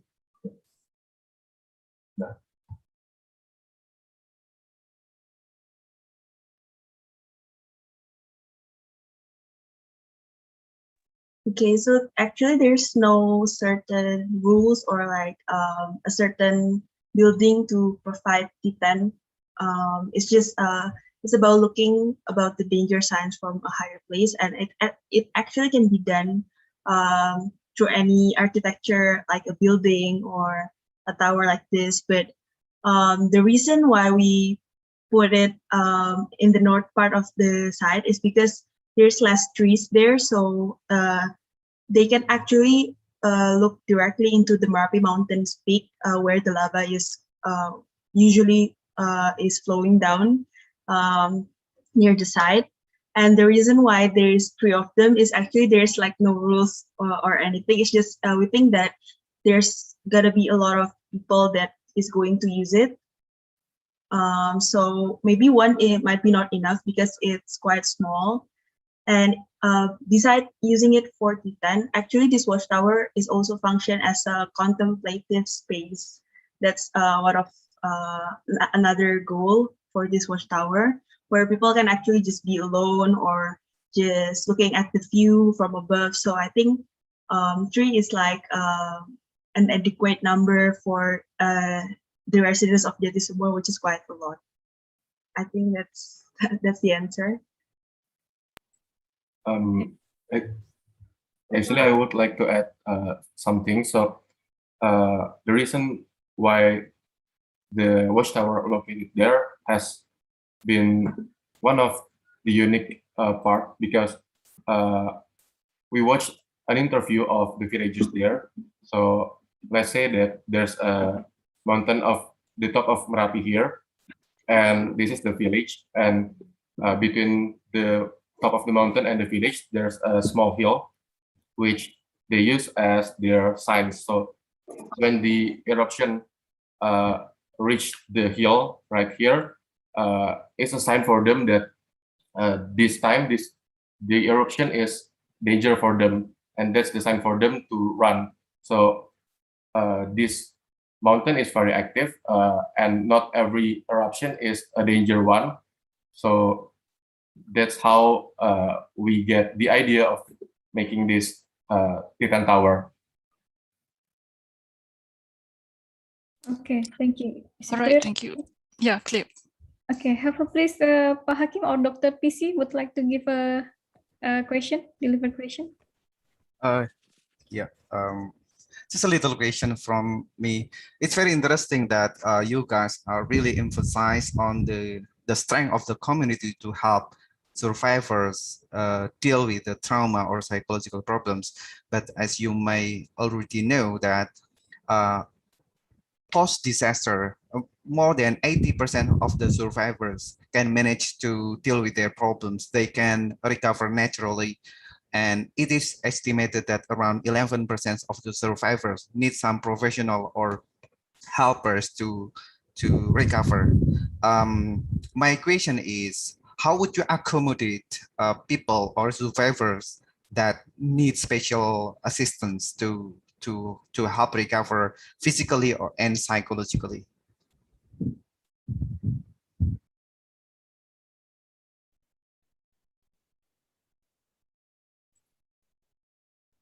Okay, thank you so much for the question, Mr. Hakim. So,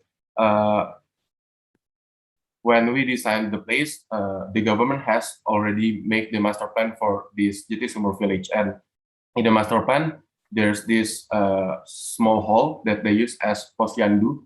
And we think that the medical expert can do their healing process there for the several people who needs special attention.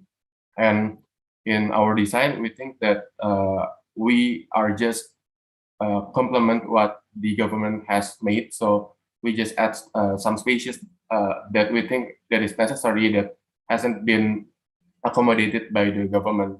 So that's the main reason why we didn't choose to make an expert medical space for our design.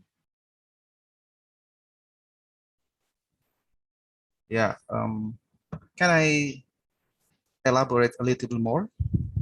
Oh, We still have please. time. Yeah. Of course, prescription is very important, and it's in our health system, it is really our primary health service. But during the post disaster, I don't think that Puskesmas can serve the need. I mean, the need for health and psychological assistance is really overwhelming. So I think it's very important for community to, to have someone or some professional, typically volunteers, to help them with the psychological problems. And I think a good healing community design should be, consider this very specific need. And I think this is something that I'm looking for in your design. I'm not sure whether this is a further question or just comment. Thank you. Okay, thank you for that for the appreciation, Mr. Hakim. Okay, have a please, Dr. PC. Okay, thank you, Dr. Ruli. Okay, for the finalists, congratulations. I think, yeah, basically it's quite impressive because you have relayed your proposal with the community. I have one question that related to the activities because previously you did mentions about the education, providing them the informal kinds of the educations. So yeah, I think that is basically, I think it's one of the important tasks that can be help them to it's a part of the healing process. But how about the adults? Okay, I just want to know that what kinds the architectures and the space that you provide in relations to the activities that you are going to propose for them that are specific for the specifics the areas. Yeah, can you get my question? Yeah, it's clear, sir. Yeah.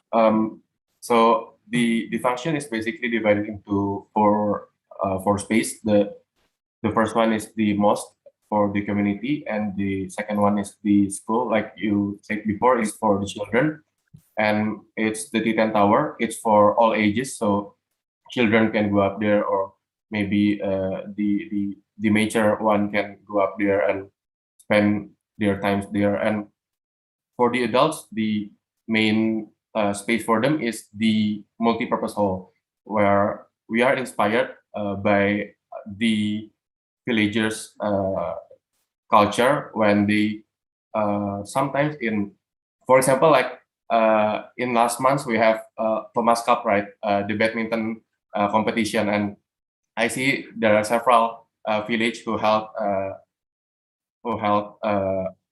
who watch together the Thomas Cup. Like we say, layar tancap in our culture, and we hope that this kind of informal space they can articulate themselves what they can do here, and like some culture, for example, like in Indonesia we have some culture like ronda malam, that's the night shift for the people to just gather, and usually they stay in a small building and just play chess to each other, and we think that this place can also be used as that. So it's very informal, and they can use it for everything, like selamatan, for example, Thanksgiving, or for maybe seminar, or just a gathering like that for the adults. Okay, I think that's quite good. Okay, but perhaps maybe in the future you can trying to propose like a timeline, you know. If not, if I'm not mistaken, probably they during this time some of them cannot like going for walkings, you know. Kids cannot go into schools, so maybe you can like line up a timeline. Morning, maybe you can have like a group breakfast, or then they can do senaman pagi.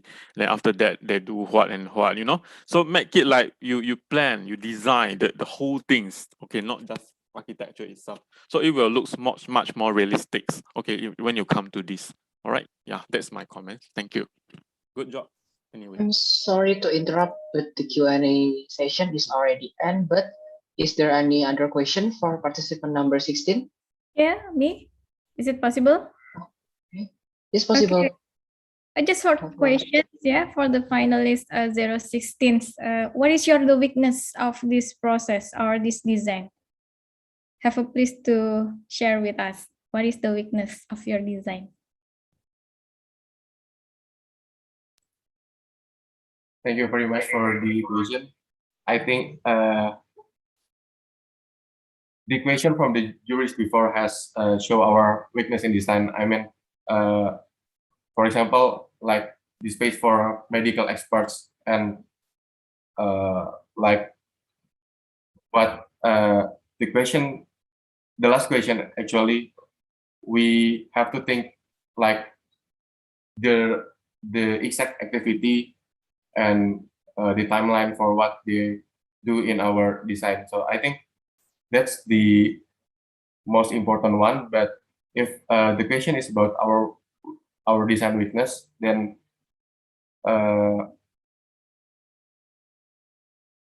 think it's about how can we approach them from the very first time after the disaster, because this design is a long process. For example, like it needs minimum of 6 months or 1 year of construction, and during the period before, we have to give them a place or just a community to heal together. So I think this design is not complete if it's not followed out with the effort before. So as a volunteers, we have to maintain their mental healthness before we go on to the construction of this design. So it's not a post-disaster right after the moment design, but it's like more of a long-term design. That's our answer. Okay, great. Thank you very much, finalists. Have a please. We are going back to the moderator, yeah. Have a please. Okay, if there is no question, can we move to the next team? Okay, thank you very much for participant number 6. And next we have participant number 36 with the project title Balai Adal View House. Please present your project for 15 minutes and then we will continue by Q&A session with the juries. And to the next team, participant number 46, please stand by for your turn. Thank you. All right, I will start my share screen.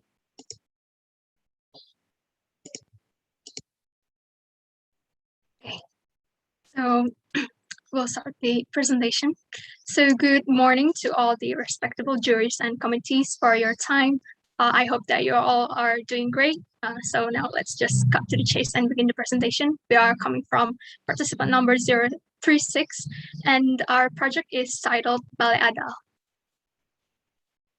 So Balai, it means house, and Adal means dew. So this narrates the story of the morning dew that brings cold from the dark night into the bright morning. It is hoped that Balai Adal can be akin to dew for the people of Genggang village in North Lombok, bringing tranquility as a way to heal from the disaster that has befallen them. Now, first, let's take a look for an overview of the site project. It is located in Lombok. So North Lombok is one of Indonesia's national tourist destination and is well known by both foreign and domestic tourists, with various destinations, to name a few, such as Mount Rinjani, Three Gili Islands, Sunagila Waterfall, etc. So this tourism sector, as well as home industry and agriculture, were the mainstays for the community, which supports the lives of many families within Lombok. But in 2018, Lombok was struck by the largest and the strongest earthquake to have hit in recorded history. It consisted of 5 thrust-type earthquakes with epicenters north of Mount Rinjani, causing significant amounts of deaths and damages. As of Monday, 13 August 2018, the earthquake has caused up to a total of 436 fatalities, with 374 of them, a majority of them coming from North Lombok. This earthquake leveled homes, mosques, businesses, displacing hundreds of thousands, led to psychiatric and mental health disorders and problems. The economy also suffers from losses, which are estimated to amount to more than 5.04 trillion rupiahs. This barrage of disasters has caused North Lombok as the natural tourist destination area to languish. Now, as time went on, various efforts have been done by the people to get back on their feet, one of which is by developing agricultural activities to sustain their everyday lives. Women also took a big part in this recovery process. So women in Lombok were accustomed to making traditional crafts, bamboo crafts, as a way to help their family earn a living. And they were likely also to see it as a community activity, a way to socialize within the community. And weaving is one of the main occupation of the women in several villages in Lombok. So for some women who lead the household, weaving is what most of their everyday lives are consisted of. So the aim of this project is to give hope to the people of North Lombok by establishing Balai Adal. The site that we have chosen is Genggang village in Gangga sub-district, as it is one of the areas that are significantly impacted by the disaster. Another main reason that we chose this site is because of its high population density, and in proportion to that, also a high number of juvenile civilians ranging from 0 to 14 years of age, as you can see in this diagram right here compared to other villages. Further information about the site, it has an area of 5,700 square meters or 1.42 acres and is located about 2.6 kilometers away from the village hall, the center of the village, and is within the residential and education zone. The site is highly accessible through one of the main roads that connects a lot of districts within the area, which is Bayan Street or Jalan Bayan. This site is surrounded by an abundant mound of local vegetation and was formerly used as a community field for the locals. So now let's take a look deeper into Lombok's culture and society. So as a tourist destination, traditional bamboo accessories and crafts and also hand-woven fabric have become a special attraction in Lombok. Lombok is also known as a 1,000 mosque island, so their lives are teeming with religious values. Now, from the problems that have been elaborated earlier, we have chosen 2 main problems that will be addressed in this project. The first one is the trauma healing part of the recovery, which will focus more on the community, the women, and the children. The second one is the economic recovery. Next, this is the design approach that we use in this project. First, we take a look at the women and children. Based on our study, women have a significant role in the family by reducing the occurrence of emotional disturbance and stress within the children. So, the design tries to build an environment that predominantly facilitates women and children to interact and evolve towards better living. And next, mental healing. The design process took an approach towards placemaking by focusing on the community itself. The programs give the people a space for them to create, socialize, and express themselves while simultaneously accommodating to improve their strongest point as a reclaimed tourist village. And last, economic recovery. By incorporating the existing act of craft making with trauma-informed design, the people will have a place to recover mentally as well as help them to recover financially.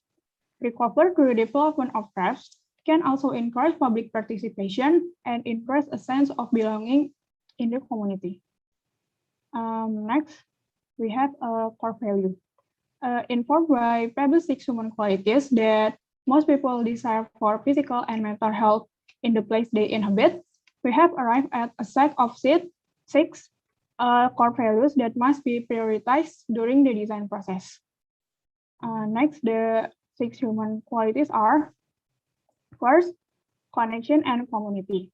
We create space that encourages camaraderie and collaboration and offer the opportunity to belong and reconnect residents' relationships. Next, we have empowerment. We encourage individual agency, welcome self-expression, and individual growth. Next, hope, dignity, and self-esteem. We appreciate each individual's inherent worth, communicating positivity, emphasizing strengths, and maximizing potential. Next, joy, beauty, and meaning. We honor culture and identity while creating space that spark and nurture imagination, hope, and aspiration. And next, peace of mind. We cultivate a comfortable, calm ambience that supports relaxation, self-soothing, stress management, and coping through design detail such as natural lighting, natural elements, and access to nature. And last, safety and security. We prioritize clear wayfinding, sightlines, and boundaries. It is to minimize negative triggers and offer advantages of both prospect and refugee and paths of retreat. And next, we will talk about the material and structure. We decided to adapt the materials and structures of traditional Lombok housings, which are made mainly with wood and bamboo. These serve to lessen the fear of collapsing buildings, as well as to showcase materiality from Lombok's own vernacular architecture. And next, here are the elevations showcasing the materiality and tropicality of the design. And here, you can see a sneak peek of the scale of the buildings, as well as the activities of the people within space. Now we will walk you through the individual design program, starting with shop. As the entrance and the identity of the community, the shop builds an interaction between the community and the public. They can sell their works while rebuilding their tourism sector. Next. Exhibition corridor. To increase the sense of pride and enthusiasm in their work, the works of community members can also be exhibited in the exhibition corridor. Next. Circulation corridor. In order to simplify wayfinding and create the boundaries, we designed the corridor with mostly linear circulation in connection to each row. Next. Workshop as well as multi-purpose room and pantry. Balai Adel facilitates women and communities to increase their skill and creativity along the process of trauma healing. Various activities can be done within the flexible plan of the workshop, such as woven or creating various bamboo traditional crafts. Next. Consultation room. To support the already existing Lombok Bangkit movement held by the government, it is necessary to provide psychological services for the community, especially children, to recover from fear, anxiety, and various problems caused by the earthquake. Next. Playground. Aside from facilitating women's community, we facilitate children with outdoor activities in order to create space for children's growth and physical well-being. Children's room. Next, this room provides indoor activities as well as a place where the children can socialize with their friends, while also being able to give a type of external education aside from school. Next. Amphitheater. The community can use this room for big events such as educating the community about disaster prevention. Next, moss. It offers an ideal environment for bringing out troubled minds to ease. It is also a refuge for those whose hectic life barely allow them to enjoy a moment's spiritual contentment. Next, healing garden. The healing garden provides a calm ambience that supports relaxation. We also provide traditional pavilions as well as a space to reconnect relationship within the community. Next. And last, we also provide utility rooms such as nursery room, restroom, and warehouse. So next we have prepared a few to further elaborate on what it would feel like to experience the spaces that have design. So let's enjoy.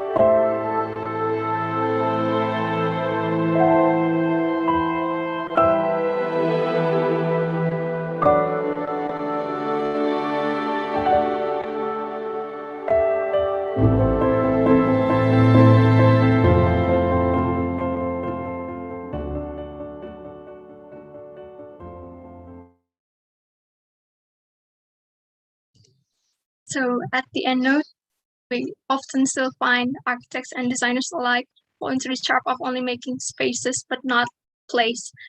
By focusing on the community and the approach of placemaking, it is hoped that this approach will lead to a design that would assimilate well within the very well-established existing community of North Lombok.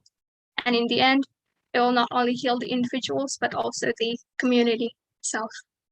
Thank you. Okay. Thank you for the finalists, and we are going to the jury, for the save the time. So have a please the jury. Maybe we can go from the UTM's jury, Dr. PC or Dr. Lang. Which one would like to deliver first?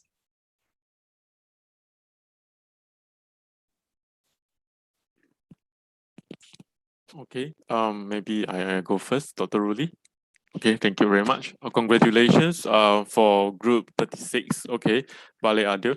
I can see that you have putting a lot of efforts in the detailings, okay, which is very good and very impressive.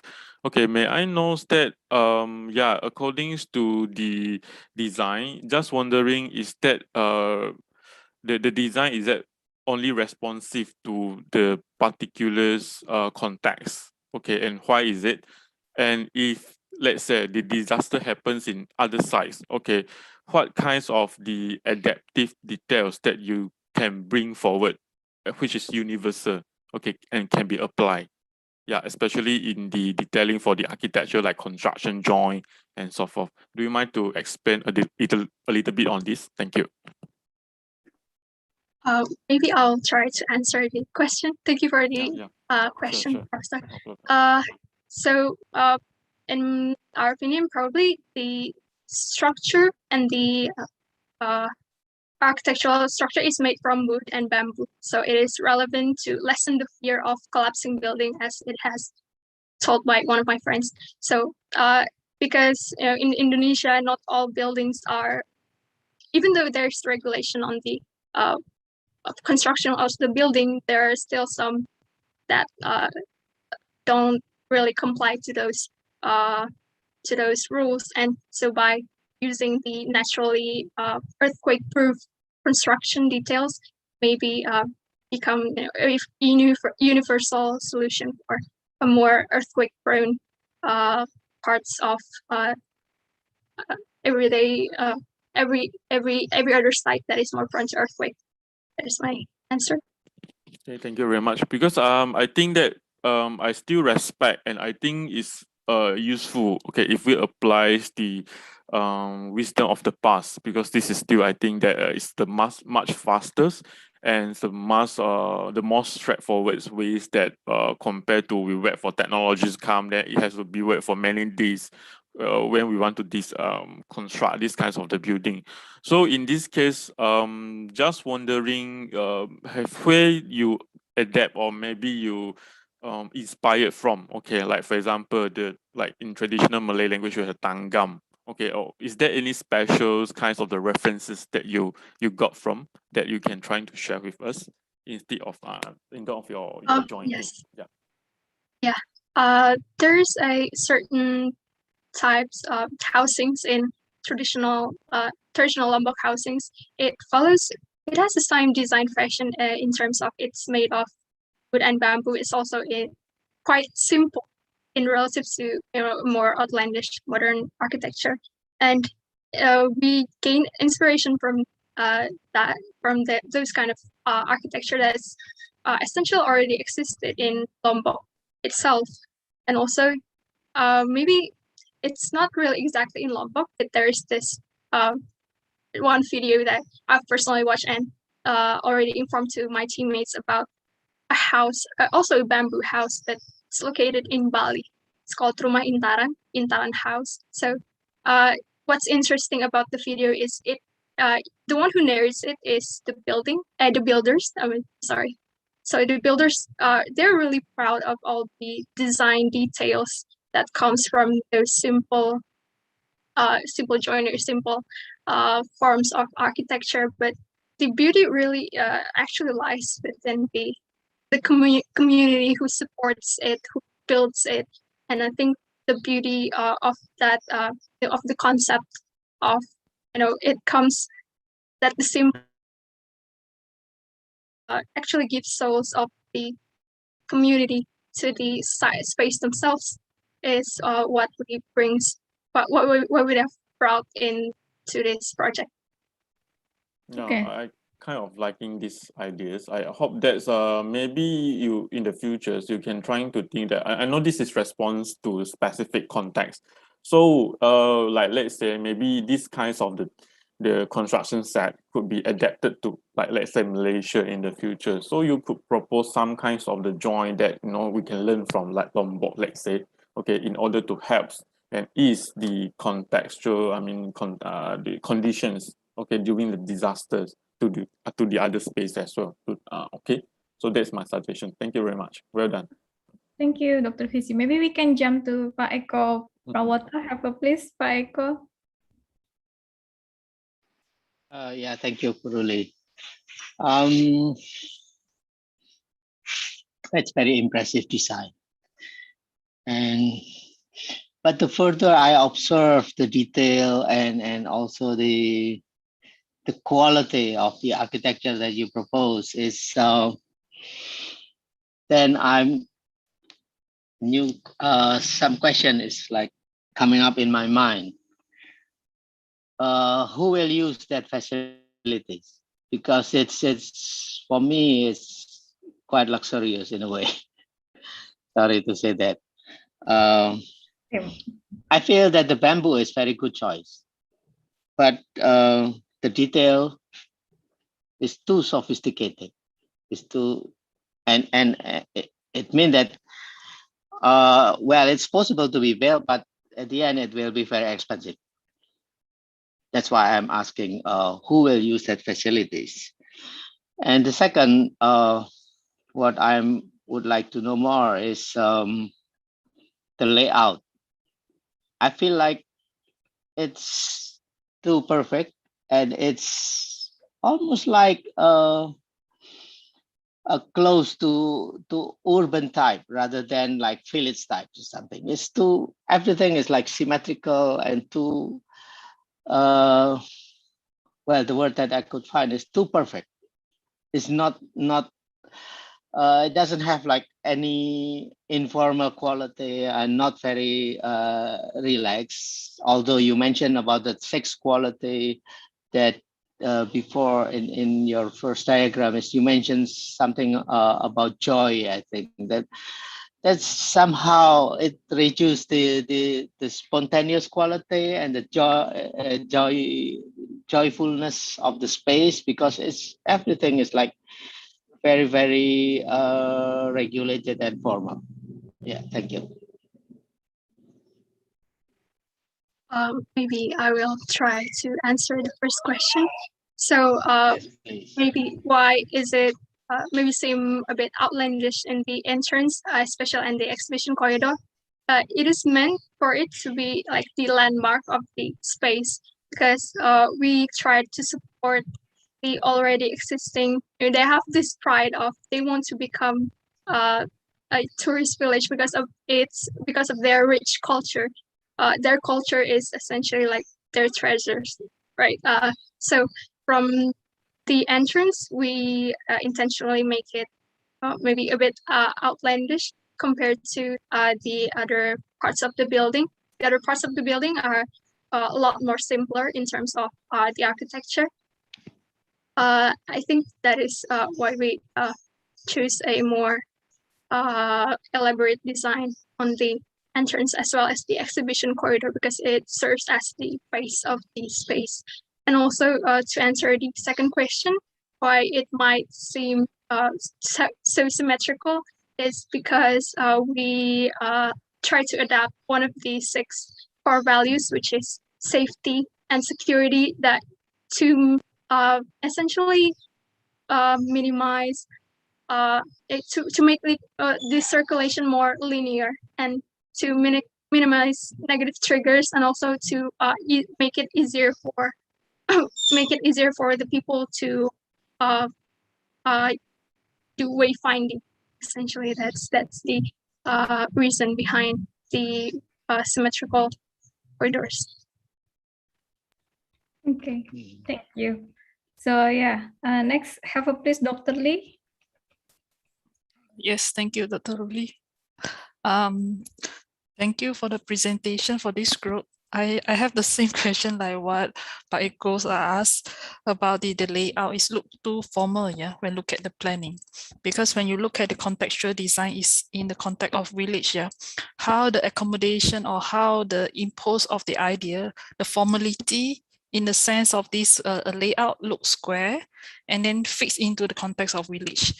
Okay, the interesting part, I think, for your presentation or your proposal, I can see that how the idea of women and children's empowerment in the disaster recovery designs.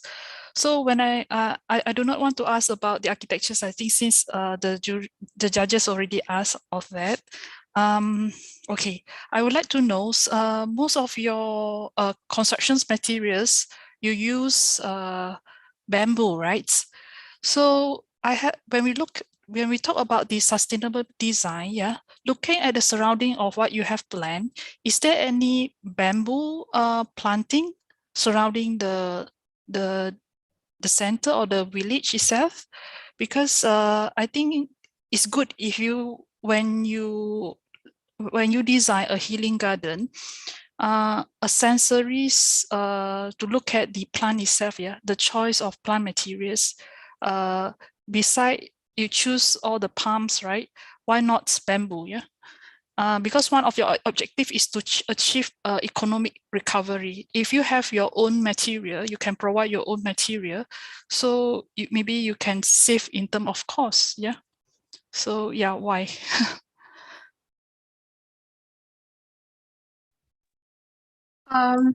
Maybe for the first question about is bamboo like readily available in Lombok? The answer is yes, it is locally available in Lombok. It has been used for various existing architecture, especially the vernacular architecture there. So we might, it's not really within the site itself that the bamboo grows. So around the sites, as you can see, I'll try to share my screen.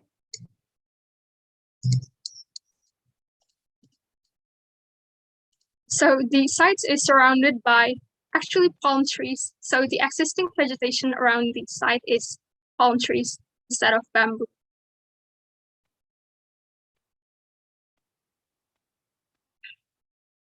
But is it possible bamboo growth at this place, Lombok?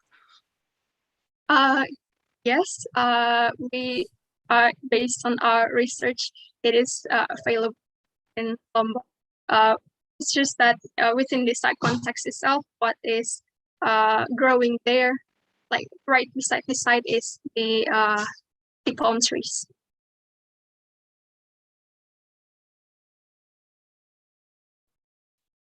Okay. Is it Okay, clear? all right, thanks. Yep. Okay. Okay, have a please, Pak Hakim. Yeah, very impressive. I really like the design and the idea.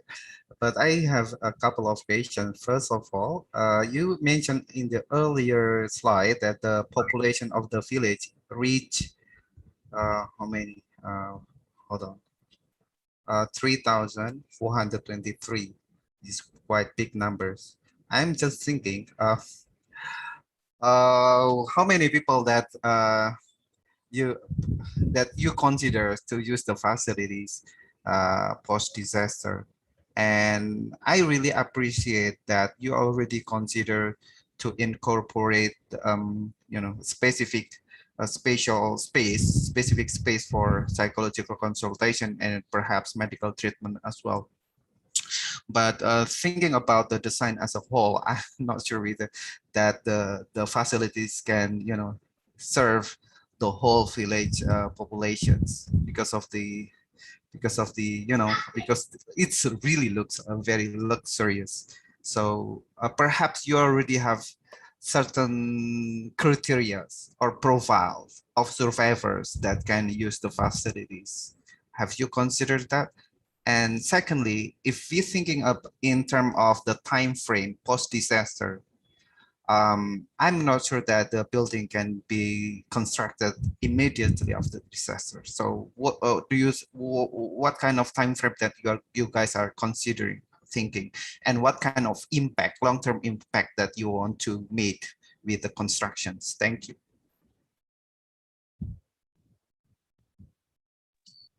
Maybe Balkis would like to try to answer. Sure.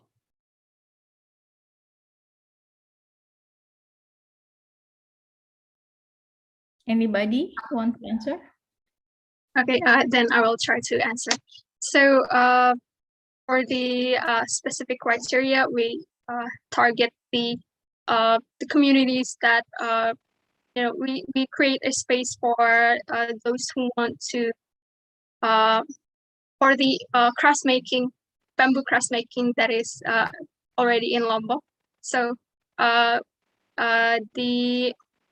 the whole site itself, it's available to the public, but for the workshop, is for those who are a few of them maybe coming from those who have already professionally within the craft making community, and also half of them can come from the public. Maybe they don't want to sell their works, but or maybe they go there to try to experience the community, and that's why we provide the exhibition corridor so that they can have more pride in what they have made along the lines of that. And also I'm sorry, can you for the second the second question is about the time frame and the yeah. long-term impact, because the time frames very much related to the impact that you want to target. Yeah, so the time frame, yes, it is not very it's not going to be constructed immediately after the disaster. It's more of towards rebuilding the community that has existed there and rebuilding it through. That's why we are also incorporate the economic recovery into the design program. So, so the long-term effects is to give a space for them to grow. So. The design actually targeting the long-term effect, the long-term impact, right? Like the community rebuilding, not the space for healing process. But just yeah, thank you. For the immediate responses, there are the design programs for example, the consultation. So for those who are affected psychologically, but because of the disaster, they can there and consult the professionals.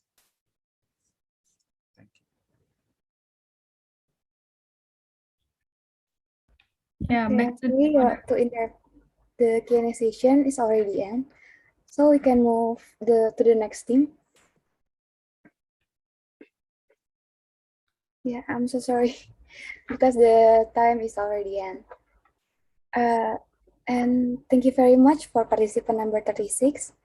And we will continue to the next team, please. And the next team, we will continue to design presentation from participant number 46 with the project title Nantarima.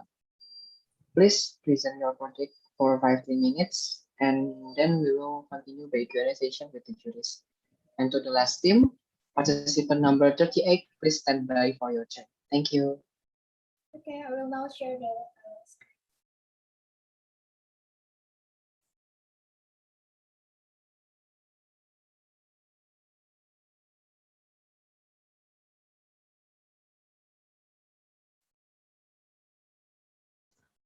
Okay, thank you. So good afternoon, ladies and gentlemen, respectable judges and fellow participants. We're from Team 46, and today our small team would like to tell you a story about Palu tsunami disaster and our design on achieving acceptance through Palu Tsunami Memorial Park.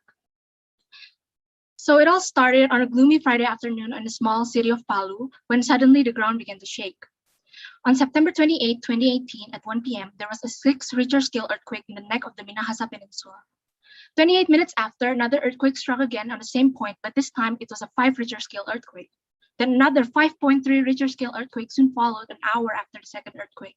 The last earthquake that shook Palu was at 4 p.m., hitting northeast of Donggala, causing buildings to collapse. Cities located more than 700 kilometers away could even feel their tables shaking, caused by the 7.4 Richter scale earthquake. 20 minutes after the earthquake, soil liquefaction started to happen in the south of Palu, where hundreds of houses collapsed into the ground, causing a 6-meter tsunami to hit the Talise beach at the speed of 800 kilometers an hour. The community was highly impacted and is still in the process of recovering to this day and rebuilding to 2019. But when COVID hit Indonesia during the beginning of 2020, the rebuilding process has been put into a halt, slowing the process of recovery. To this day, the tourism sites are mostly destroyed by the disaster, since Palu is known for its beaches and coastal resorts. The lack of rebuilding is affecting the community and its economy and slowing the process of post-disaster healing. So in our design program, we tried to analyze the phenomena and events that happened. We formulated the issues, goals, and solutions to our approach. Natural disasters are an inseparable part of nature, and after effects of the natural disasters impact a huge part of the community, experiencing trauma caused by loss, a sense of helplessness, and also losing one's purpose of life. This trauma could last even after the disaster has passed, sometimes even a lifetime. The loss of loved ones, belongings, and a home could change lives and should be honored with a memorial to act as catalyst to help the community heal. Starting by the disaster, our main issues are caused by the post-disaster trauma, lack of public awareness about the healing and the disasters, and the lack of memorials built to honor the victims and what happened. So our main goals are to heal those who are affected, educate those who are not yet aware, and to remember the victims. To achieve this goal, we designed a walkway sequence and a community healing center to help those who are still affected, a Palu Tsunami Museum and a mangrove research center to educate those who are not yet aware, and a Palu Tsunami Memorial to honor and remember those who have passed due to the disaster. The design focuses on helping those who survive, those who lost, and those who empathize with others, understand and heal from the disaster, to unite the community and heal those who are still affected by the catastrophe, while also taking an active step through education and tourism to heal the community and the city itself. We aim to attract, to educate. The site we chose is located in the reclamation area of Talise Beach, in Talise, Palu, Central Sulawesi, Indonesia. The site was one of the areas that are highly impacted by the disaster. According to regulations, the site is categorized as a commercial and active tourism zone. The site's main issues are that it is located in a coastal plain area and of course located on an earthquake-prone area. The earthquakes that happened are horizontal earthquakes, causing soil liquefactions, hence needing a specific design approach. Horizontal earthquakes don't usually cause tsunamis, but because the soil was unstoppable and the soil liquefaction started to happen, adding volume to the ocean, causing the tsunami. And we're moving to the design process. And then this is the site. And we start the form with a circle that will later become an elevated walkway. The circle represents the circle of life and living community of Palu. The circle is also placed in the land and water to represent the coastal communities. And then we superimpose the circle with a linear axis that represents the disaster, which points to the epicenter of the earthquake. And this axis divides and breaks the circle, symbolizing the disaster that affects the community. The triangular mass on the axis is inspired by Tambi House, the traditional house of Palu. We also adopt the construction and materials from the traditional house, including the elevated floor that are very suitable for coastal building. And then we created a healing space sequence as our main design idea along the axis, starting with an entrance, vertical tower as a climax, and at the end there's a viewing deck that shows the open ocean view as the end of sequence. And then in the circular walkway, we added three supporting functions for tourism and educational purpose. The masses are shaped and inspired by waves to blend in with nature. We want this area to be a mangrove forest as a protection from tsunami. We added flowing decks for visitors to explore and learn about the mangroves. And then this is the final design of from bird eye view. The multi-mesh allows the design to blend in and respect nature. We want the form as organic and dynamic as the site and its environments. And then this is the master plan, and the entrance number 1 is the beginning of the journey.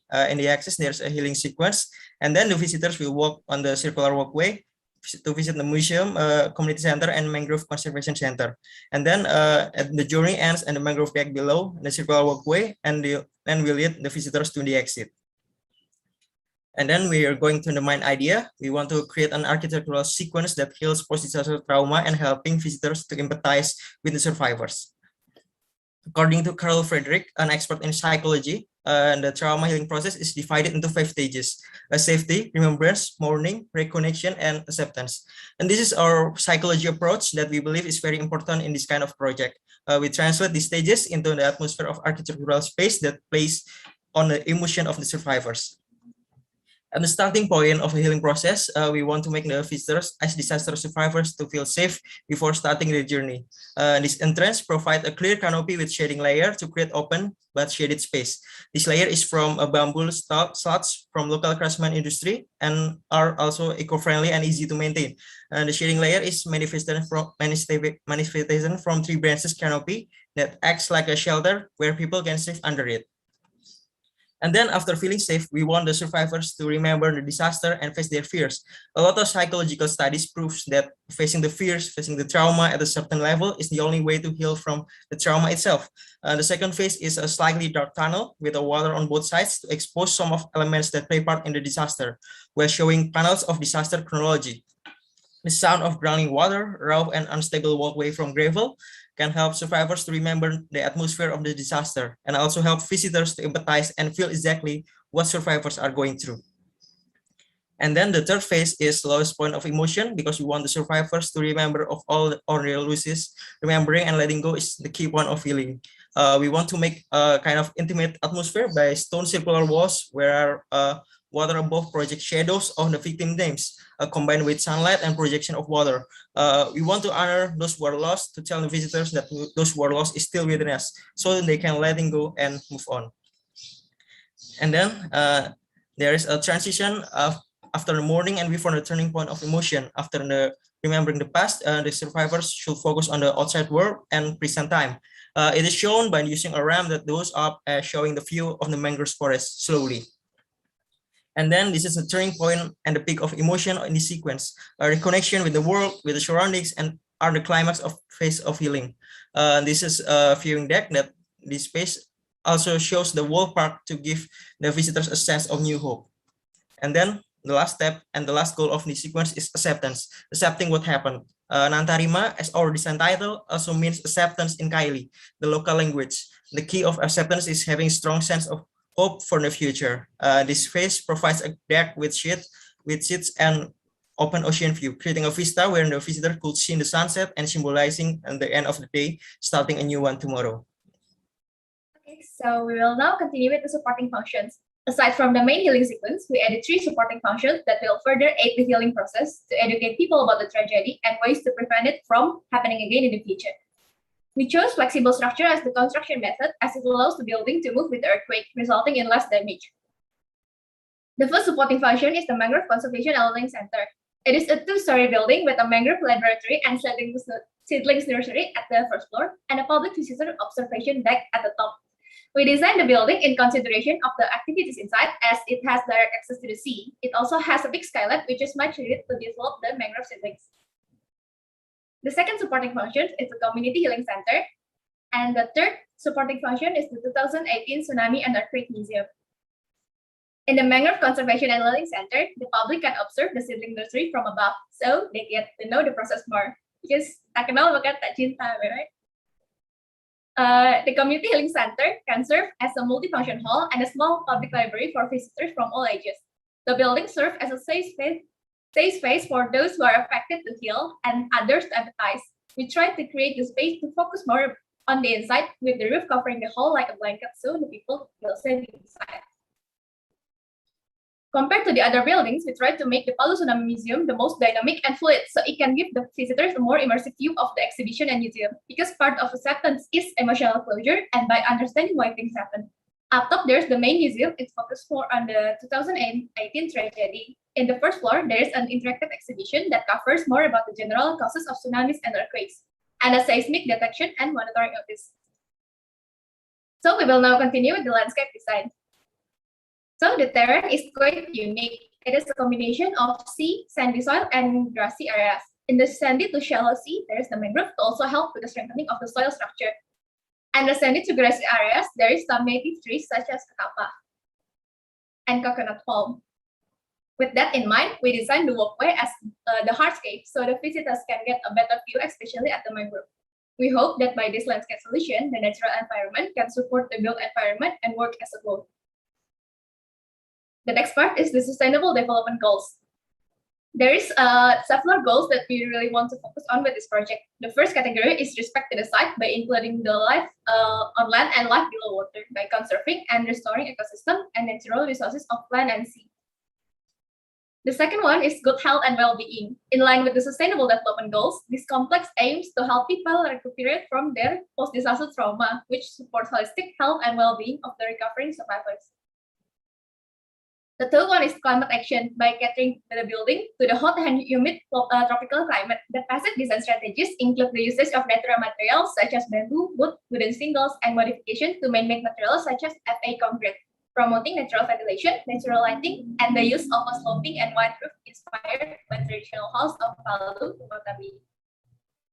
And the last category is design for and with the community. This point is really important to create a sustainable development, so the design created are inclusive and familiar to the people. In addition to being a trauma healing facility, the design is expected to boost the local community economy and tourism surrounding the area.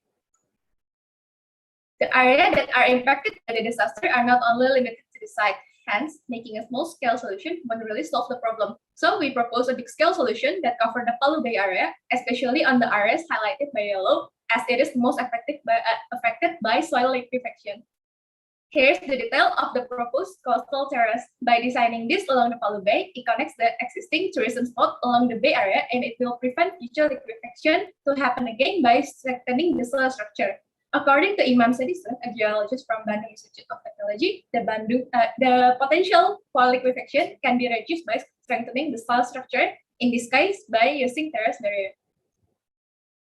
That's all for the presentation. Now we will continue with the project video. I would like to ask the committee to help with the video.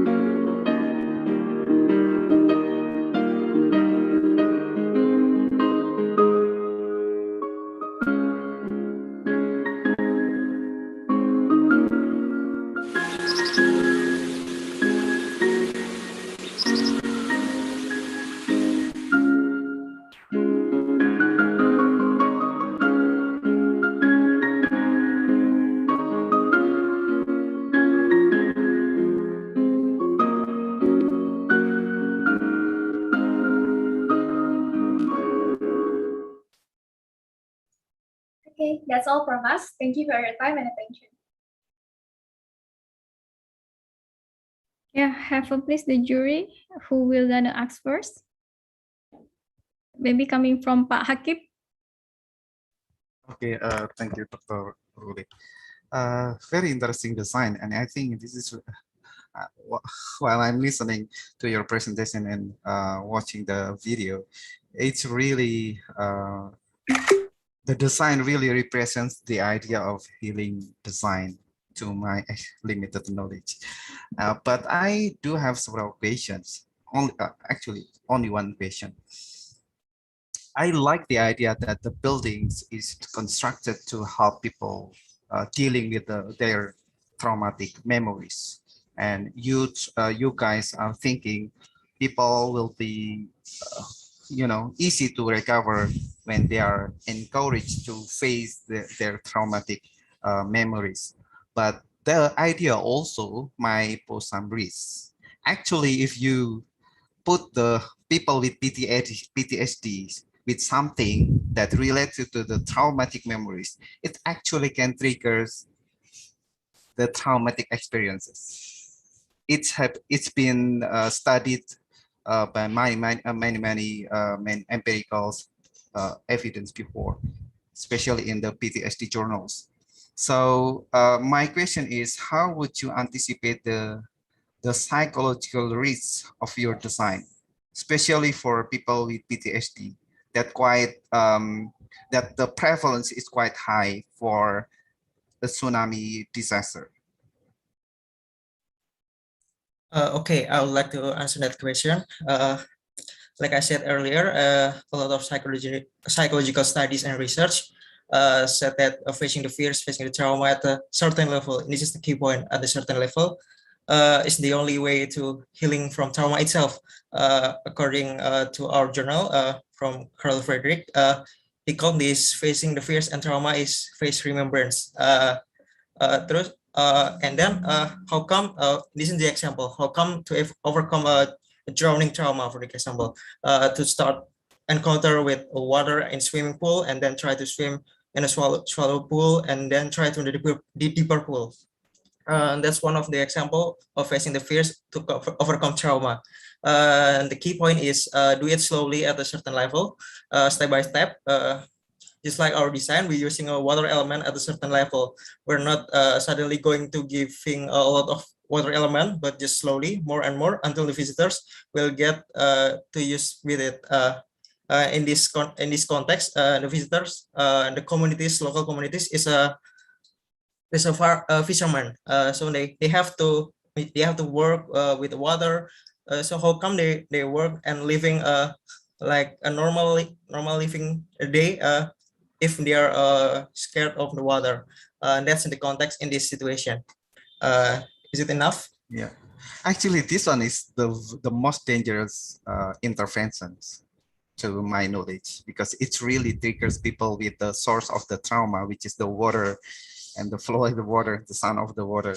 And I really appreciate that you guys are trying to dig deeper into the psychological literature to understand the impact of the disaster on the survival psychologies. But I think you also need to better understand the timeline of the psychological dynamic post-disaster. From my own research, in the Aceh tsunami, from the Aceh tsunami, we find out that people with PTSD couldn't deal with any kind of that triggers their trauma, even after 3 years of the event. So, and yeah, and this is very something that you all have to be careful about. Thank you. Thank you. Thank you very much, Dr. Hakim. It is very good, yeah. We have an insight for this. Have a please from the UTM, Jury. Okay, thank you, Dr. Ruli. Thank you for the group, your presentations. I think I like the way you present on the idea, the narration of the memorial park, how you plans, relate also to the healing or the psychologist recovery. Yeah? I have a question regarding this memorial park. Yeah, when you plan, how do you think that the scale of this memorial park imposed with the context of the village? Because when look at the overall of this master planning and the proposal, it's a huge, right, large scale. So how do you integrate with the surrounding context? And the second question is the idea of the idea of replanting and restoring the mangrove. I think it's good because it will help in the future for the coast to help in terms of the tsunami prevention, yeah, in future, yeah, and also to improve the coastal, yeah, coastal line.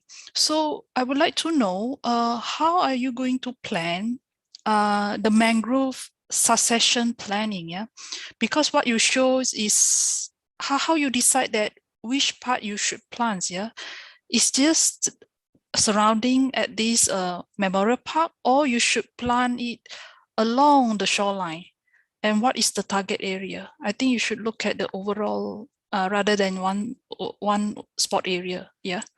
All right. 2 questions here. Okay, for the finalist answer, maybe I can elaborate the questions here from Dr. Lee. How about the building boundary line for this area? It should be have the building boundary line because we know it's very close to the sea. Yeah? Have you also read the regulation for this? So it can be answered with the first question from Dr. Lee. Have a please, finalist. Okay, I think, thank you for the questions. I think I will help to answer the first question. Because the scale is quite monumental, right? The site is actually located not in a village, but in a small city. And we chose the site not in the middle of the city, but it's quite close. So it's still reachable via the road, since it is located near quite a big road over here. And our goal was to create a tourism site and to educate people. So that's why we decided to create something that is monumental, but also to help the community itself. Yes, I think that's the answer for the first question, or maybe my friend would like to help me answer the second one. I just want to help you also. Do you think that when design a memorial park, it should be more low key and more humble rather than big scale and more extensive? We believe that of course there is no wrong answers to the question, because we saw the context first. The problem was the disaster actually destroyed most of the tourism sites in the area. So that's why we proposed to create something that is very monumental and somehow iconic to help attract tourists and visitors to actually come and also learn about the disaster that happened. So it's not only a memorial, but it also acts as something that is like a tourism function, like an attraction. If you answer so, which means that your priority is more on tourists rather than the community, but it's okay. All right. Yeah, how about the second answer? Second question, sorry. Yeah. Okay, so I'll have to answer the second question about the planting of the mangrove. So from this map, it is shown that the areas highlighted in yellow are the most affected by soil liquefaction. So we try to start the planting from the site, around the site, and then also plant along this area highlighted in white, highlighted in yellow. Also, we propose to create this terrace detail on the bay area, along the bay. All right. So your planting is at the coastal line, yeah, of the bay, yeah, along the bay, yeah. All right. Yeah. Thanks. Okay. For the third question by Ms. Kusuma, yeah, about the regulation of the site, as this is near the sea, we cannot build a building with the roof that is made out of concrete. So, but building with semi-permanent material like bamboo or wood, it is allowed to build buildings like that. Yeah. How about with the height of wave? Did you consider that also? Because in the regulation of the building boundary lines, it should be considered for the tide, also the height of the waving, etc. Are you considered? Yes or not? Just like that. Have you considered this? Yes or not? Yes, we have considered about that. Have a please. Have a please, Pak Eko Prawoto. Yeah, thank you. But my question is, I think already asked by Dr. Lee. Yeah, it seems that I'm about to ask for who the facilities, who will get a benefit. It seems that it's only for tourists. So you mentioned many times about the visitors, but less mention about the community. And I think it's more for tourist facility, then it's okay. My question actually, my other question actually is how you relate culturally or socially with the community, because I believe that every community have the special way to commemorate or to remember someone. It's not like the way what you propose, like using projection or names or something like that. This maybe is too abstract for the community, because they have their own way to express and to remember about someone they love in their family. Yeah, thank you.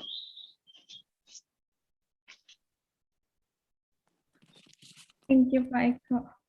Okay, Dr. Ruli, may I ask one question? Doctor. Okay, thank you. For your finalists, okay, I just have one question about because you mentioned about the mangrove and SDG, which I think is quite good on that.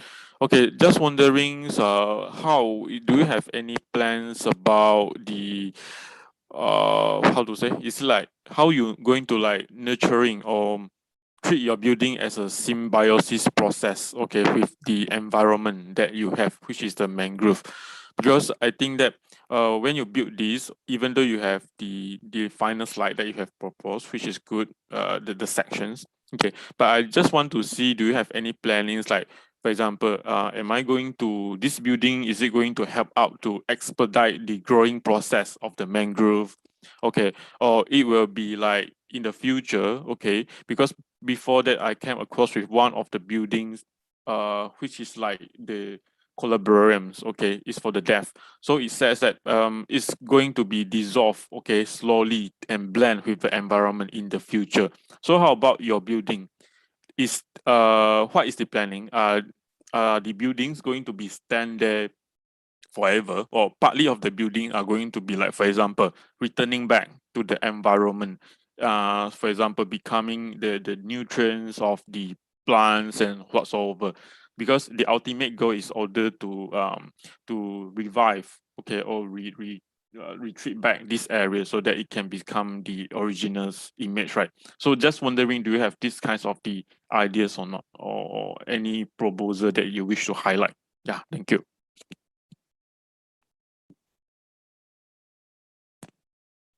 Okay, I would like to answer that question. We believe that we create not just a building with this landscape around it, but a whole package of environment by the mangrove forest. And in this context, in that presentation that we said earlier, at the big scale solution, we mentioned that we try to give the local community some of benefit by living, making the place that we are live more safer, more good qualities in aspect of environmental by that mangroves. It also can help the community to economically.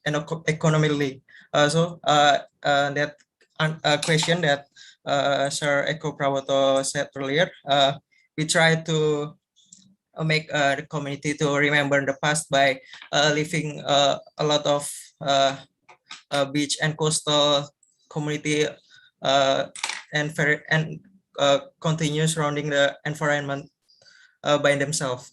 So maybe my friend will add. Yeah, so it is not directed focus on the tourists, but it is focused on three groups of people: for those who lost, for those who survived, and for those who empathize. So those who empathize is those who didn't experience the tragedy themselves, but empathize with others. For the mangrove, we don't have a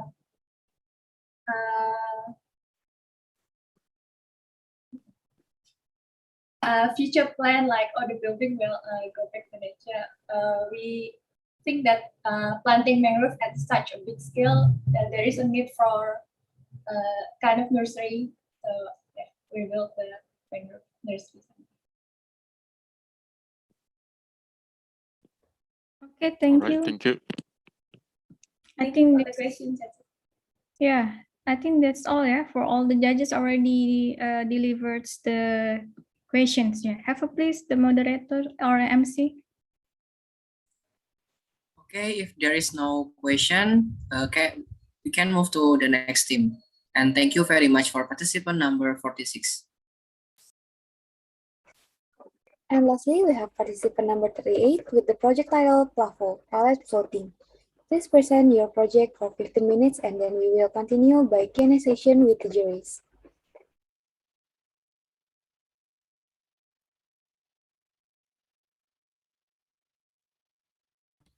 Assalamualaikum warahmatullahi wabarakatuh. Good morning all. We are from AEU 21038. One present the Pelavu palette plotting. Located on the bank of Ciliwung River, precisely in South Manggarai, Jakarta, which is an area densely populated and also with upper middle class residents. The site was chosen in area along the Ciliwung River bank, so that is very prone to flooding. In addition to the issue flooding, its site is also filled with river waste and various used materials. Flood disaster become a serious problem that disrupt their physiology. With the processing of floating building, we hope they can consider the water as friend and begin to get acquainted with the Ciliwung River. The people of river often get challenged in their activities. The overflow is water when the rainy season arrives, affect human activities and become a burden on the mind of the surrounding community. Public space designed to make peace with nature so that user can feel comfortable while on the move. Next. And next, I will explain about the design background, starting from the river as trash can that causes flooding and then traumatizes residents and victims. Then there are used material that can be used. So there are 4 things that are the background of the design. Next. First, river as a trash can. The habit of residents along the river to throw garbage in the river makes the Ciliwung River always look full of garbage. Here are the facts about the river as trash can. Next.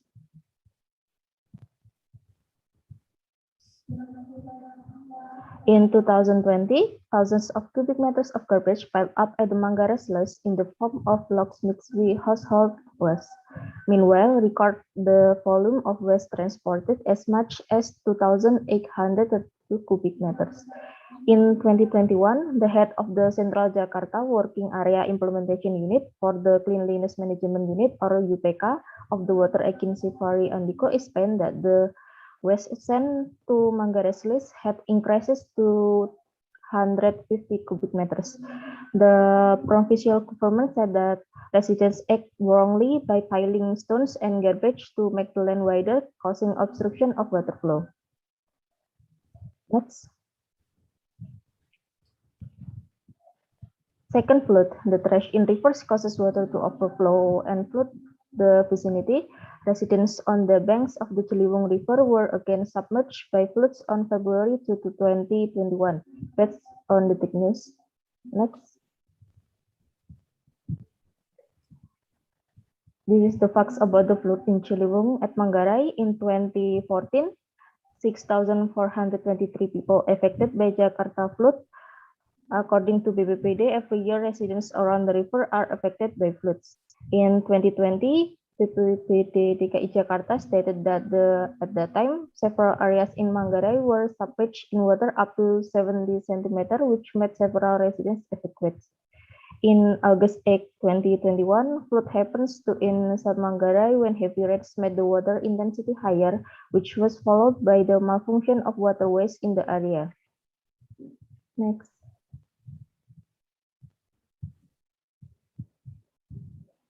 The third is trauma victim. Residents around the Ciliwung River are alerted whenever it rains or got new trauma, like they don't want anymore to feel the first floor. Next. The flood in early 2020 was a bitter experience for some people in Jakarta and its surroundings. The furniture that was forced to be thrown away, washed away, or the experience of being evacuated for the first time may be remembered by them for the rest of their lives. This can cause trauma in the form of 1. Physical reaction. People will be overly wary when they see the rain. 2. Tough. In the case disaster, like floods can bring up disturbing memories and traumatized by nightmares. 3. Behavior. They will avoid the source of disaster. For example, the riverbank, they won't be doing any more activities near the riverbank, even withdraw from the association. 4. Emotional. This affects their mental health because of the trauma they have experienced. They tend to feel irritable or depressed. Next. 4 is existing material, reuse materials that are widely available on site to reduce construction costs.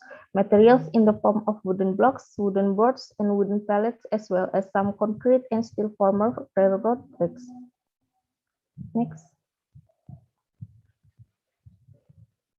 Currently, the area is no longer used as waste disposal area, but people trade in used building materials such as wood frames, cabinets, roof. Currently, many people in southern Manggarai have turned into wood scavengers. Scavengers are now more interested in wood than other used goods because the price of wood is more profitable. Next. And the target user of this design are 1 community, 2nd students, 3rd residents around the Ciliwung River. Next. The design concept is space for community where they can use it for community need with shared facilities. Then as for the problem on the side, there is a concept we are adopted, namely the breathing architecture. The concept is shown by the having many opening and responding to nature. The concept of environment-friendly material by using natural material and using material. Food and water management using technology for filter dry for water management and use it to grow on vegetables. Next. Located in Manggarai Street, Tebet, Jakarta, Indonesia, the site has total RC 1,513 square meters surrounded by slum along the banks of the Ciliwung River, school, and some local shop. Next.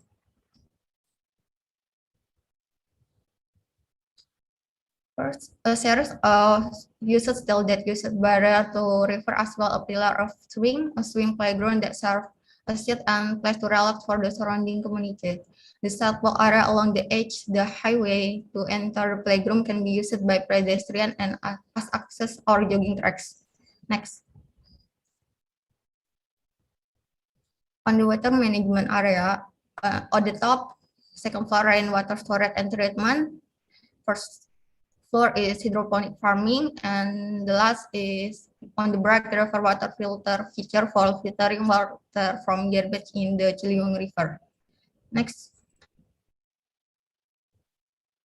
On the recreational area, the pond area can be used on local residents for fish cultivation because the water has been filtered.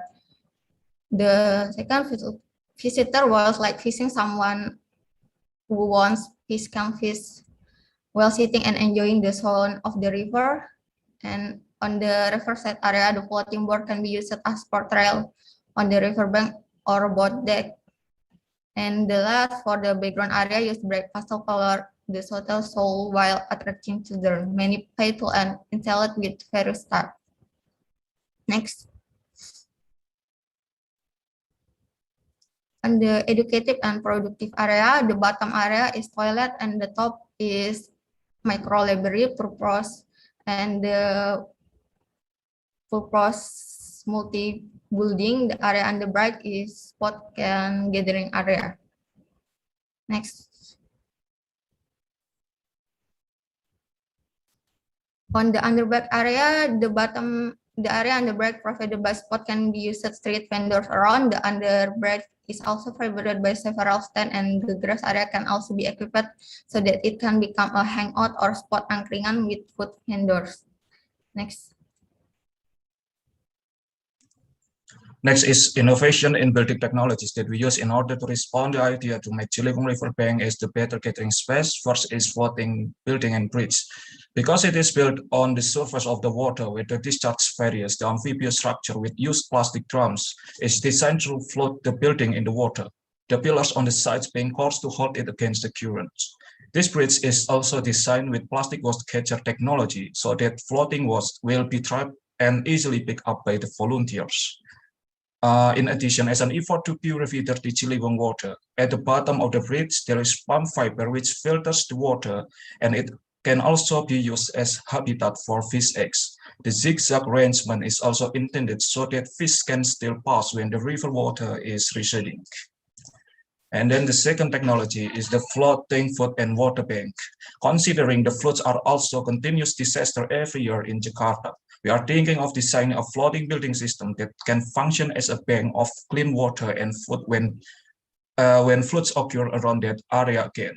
With a filtered rainwater catcher system, rainwater can be useful to meet the needs of clean water, which is also difficult around the area at this time or when flood. In addition, urban farming in the form of hydroponic gardens is also made to maintain food resilience for the local residents. The third is floating toilet and micro library. Sanitation issues are also our concern. We offer a floating toilet solution with floating safety tank system called Tripicon S, which has been studied as an effective toilet waste container. The bioball in this system function to filter dirty water into cleaner waste. When we think sanitation has been met, literacy issues become the main thing that needs to be discussed. We design a micro library at the top of this floating structure. We hope that with a local resident who are increasing fond of reading, the literacy level can make their area well developed. The integrated of toilets and micro libraries is reasonable so that people feel more comfortable reading there because the facilities to meet their primary needs are close. And then the last is three multi-purpose building that the module can be used according to community needs, can be used as an economic space, exhibition, or just relaxing on the water, and as a shelter if the area flood against. This building use a floating system with the intention that visitor can be close to the river and understand Ciliwung as friends. The function of the public space in this floating building try to make them, the refugees, understand that rivers can be a comfortable environment and must be cared for so that they continue to be comfortable. The use of used material as building material will be effective in reducing losses that damage the environment and can cause flooding as well. This is the architectural drawing of special designs of building technologies. Okay, maybe we can set the video right now.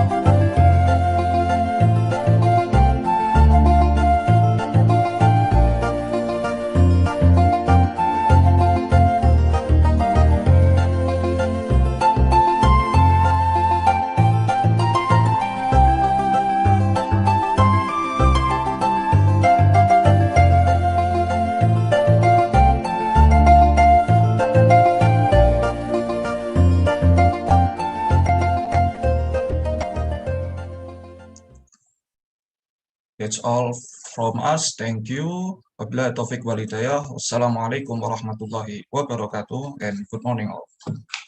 Yeah, thank you very much for the finalists. Appreciate for this design. Yeah, have a please, Pak Eko. We are back to you, like the first finalist to have the comment from the jury. Yeah, thank you, Puruli. It's very impressive proposal, but I'm not very convinced about the fact that you choose the corner.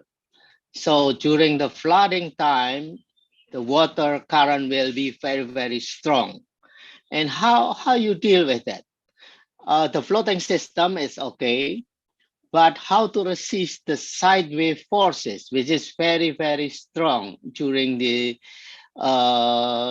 flooding, and how you can able to hold structurally about the how to say, yeah, the sideways forces. And usually when the flood comes, it also related with a heavy rain, and sometimes also heavy rain with a strong wind and everything. How you provide the pavilion with such kind of weather condition? Yeah, thank you. Okay, maybe I want to answer that. Actually, there is a structure like the core fall in the sides of each floating structure. This core is actually an amphibious structure to hold the building when the current is strong. And of course, it would be it would be nice to handle the building. Maybe my friends wants to answer it.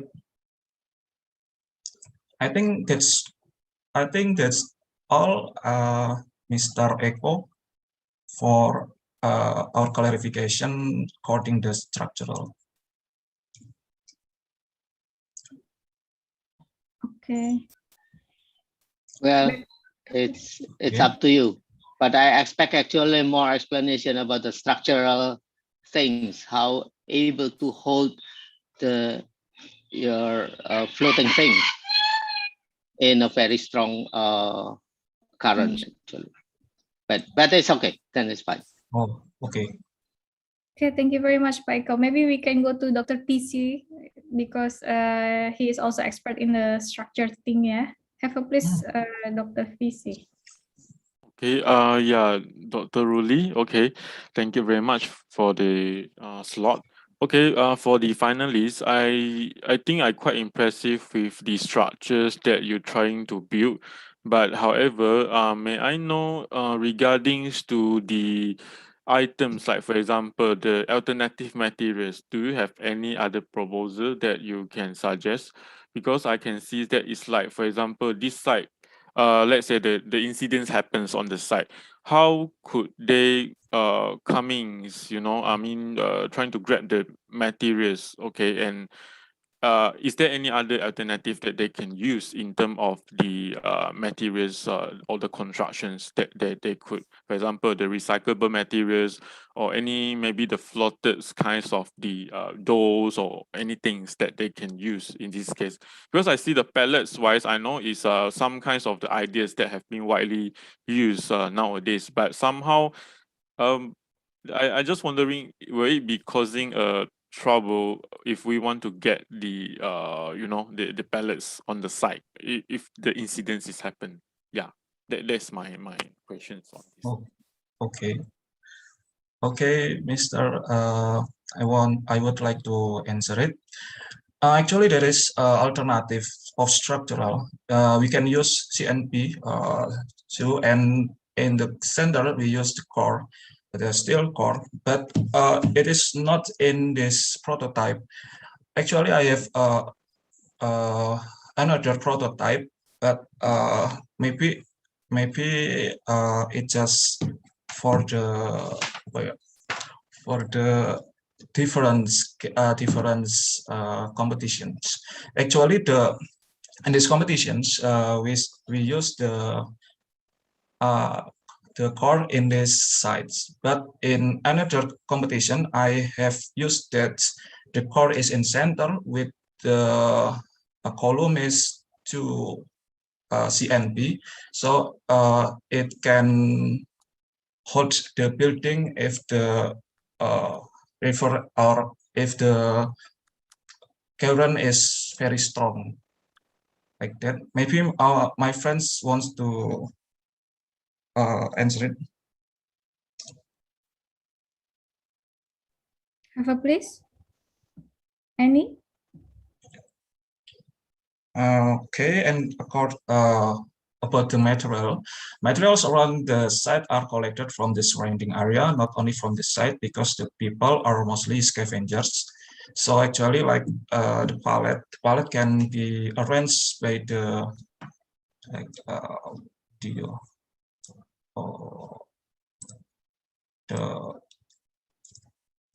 the pallet is can arranged by the local people that that built from this module of wood, like that maybe. Or our friend, my friends want to answer it.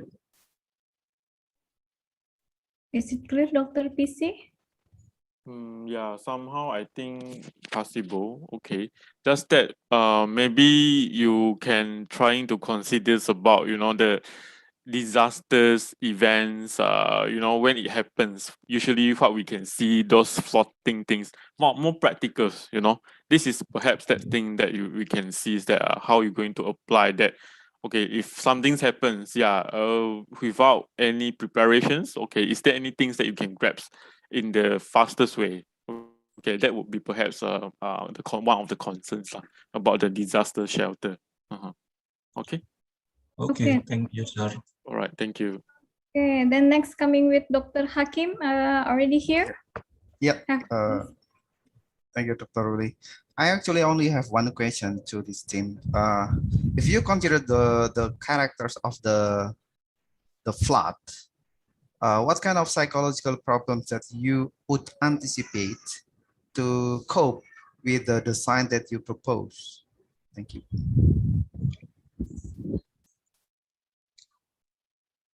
Okay, sir. Maybe I want to answer it.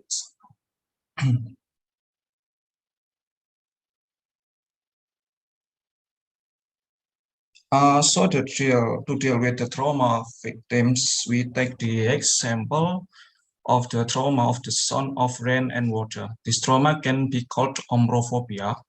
In these designs, we try to overcome trauma with 3 steps, namely dealing with trauma slowly, giving relaxations, and keeping negative thoughts away. In these designs, humans are closer to the water, floating design that allow us to hear the sound of water while on the move. We also try to show a large view of the river to show that we can still do activities not only on the banks of the river, but above the river. Besides that, there are also entertainment installations, such as users can play on a swing or on playground. This design also swing or on playground. This design also has a deck for fishing or a boat to land on. All designs are intended for community activities so that psychologically, if you are with other people by doing activities together, you will reduce negative thoughts. Maybe my friends want to answer again, maybe.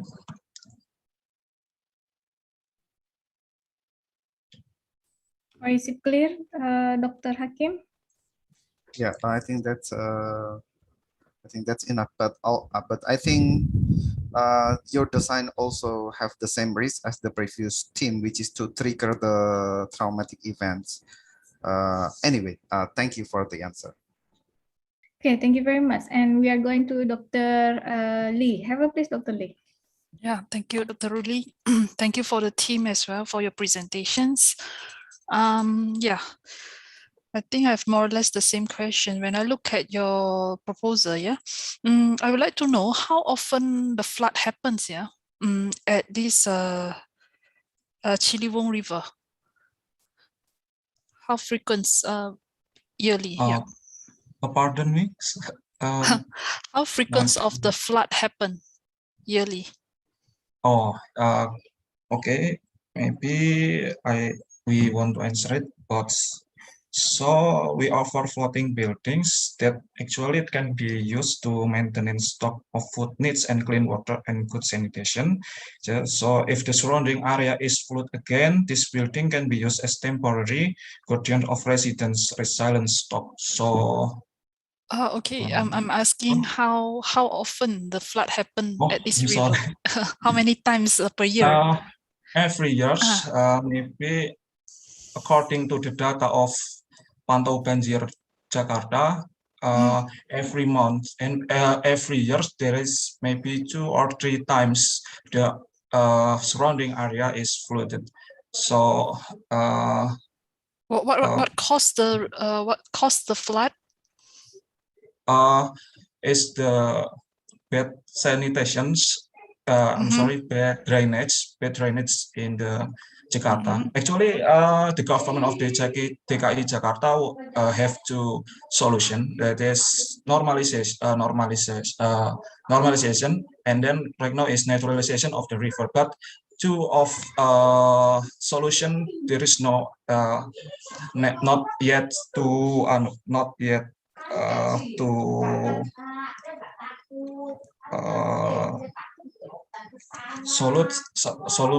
solution that problem.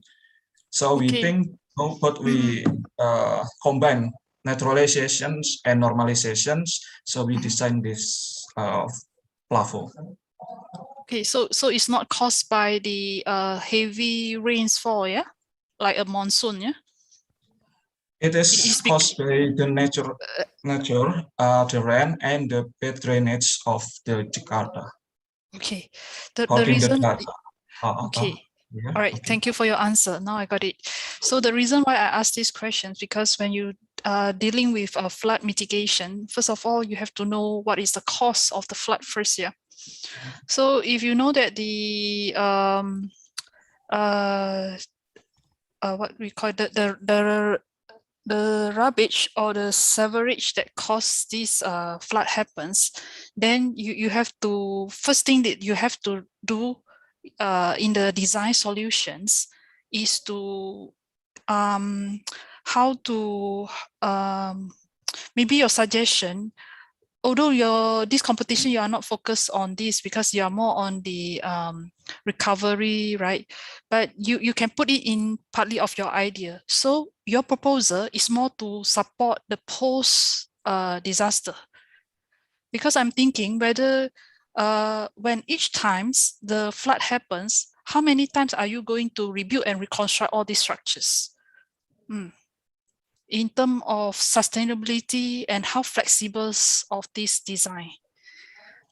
When I look at your material, I think it's easy to construct, yeah, because with the existing materials or some of the recycled materials. But we would like to hear more of your firm design, how to say, the design solution and also the rationale. You should start with the dealing of the issue first, continue by this proposal, yeah. Because overall, I see that your proposal is more on the to provide the facilities or for the after the post disaster, yeah. It is not immediately. Because this also related to my second questions, yeah. If you talk about others disaster like landslides, tsunamis or earthquake, what is the first healings environment or healing method that you can provide first after the floods? Okay, for the first, actually, we propose two things. First, if because of this flood disaster is continuous, we make the building like this for food and water bank, and the multi-purpose building can use to evacuate the people around there. And then about the healing solution, actually we use river as the healing, but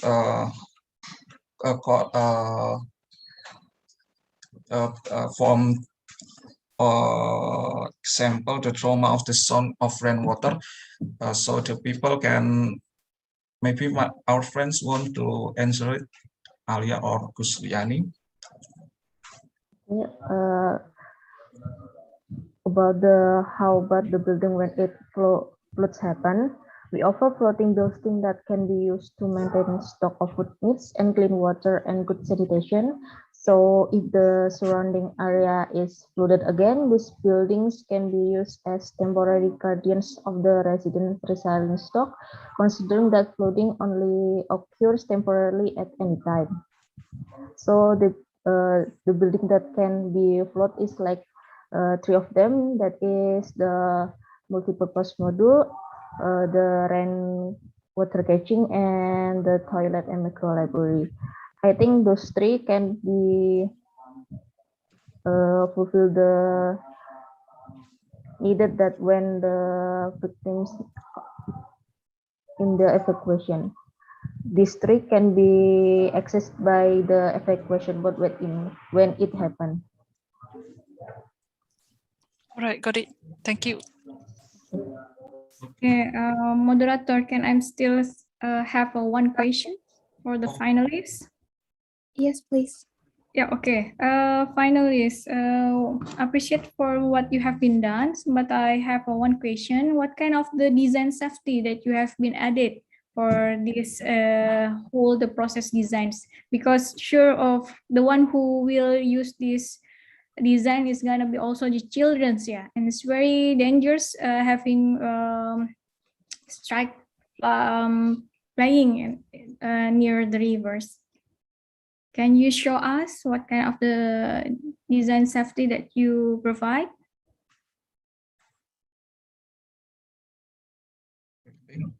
Or maybe our friends, Kustiani or Alia. Okay. So first thing is we use pallet as a railing to limit the children from fall in the water. That's the simplest answer. Maybe my friends want to answer it again.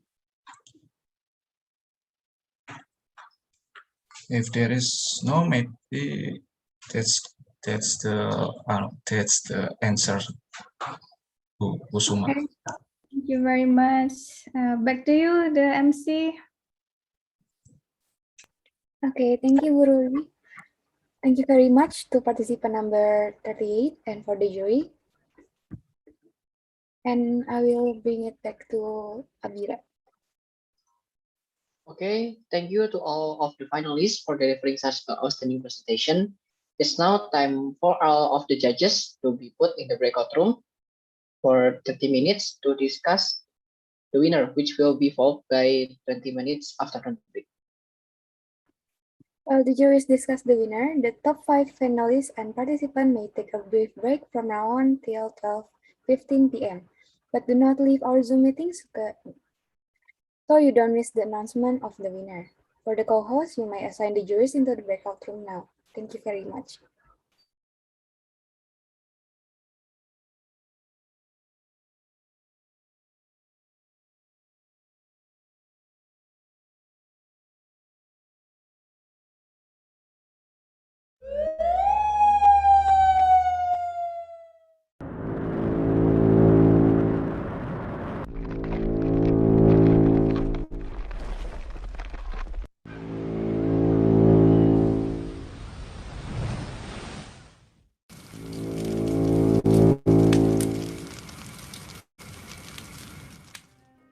Petaka selalu mencoba menghampiri kita.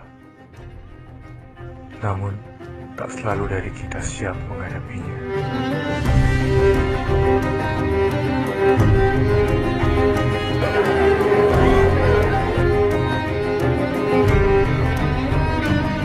Aman, Mbak.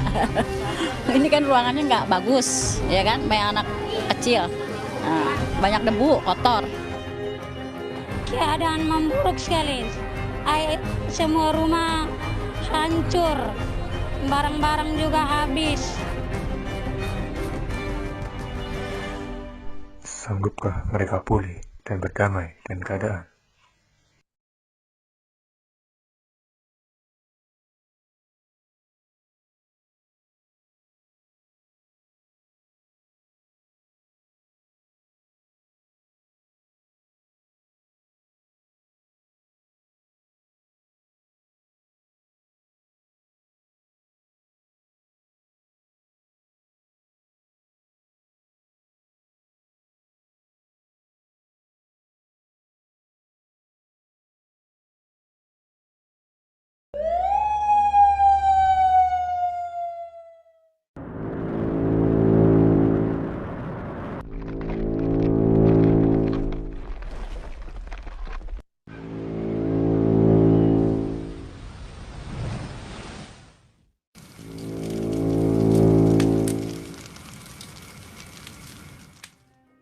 Petaka selalu mencoba menghampiri kita. Namun, tak selalu dari kita siap menghadapinya.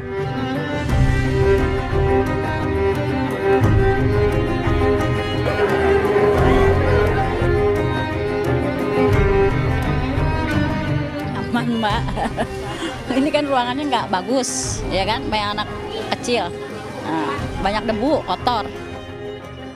Keadaan memburuk sekali. Semua rumah hancur, barang-barang juga habis.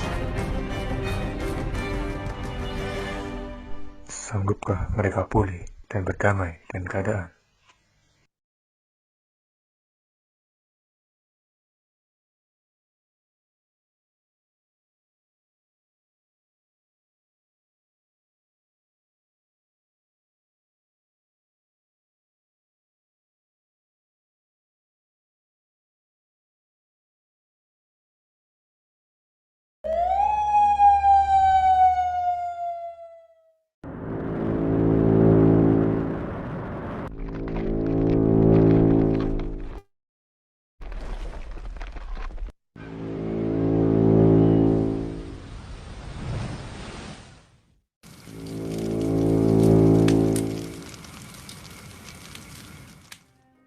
Petaka selalu mencoba menghampiri kita.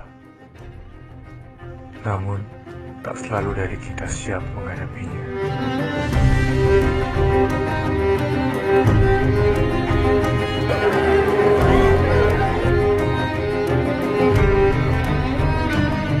Aman, Mbak. Ini kan ruangannya nggak bagus, ya kan? Kayak anak kecil. Nah, banyak debu, kotor. Keadaan memburuk sekali. Semua rumah hancur, barang-barang juga habis. Sanggupkah mereka pulih dan berdamai dengan keadaan?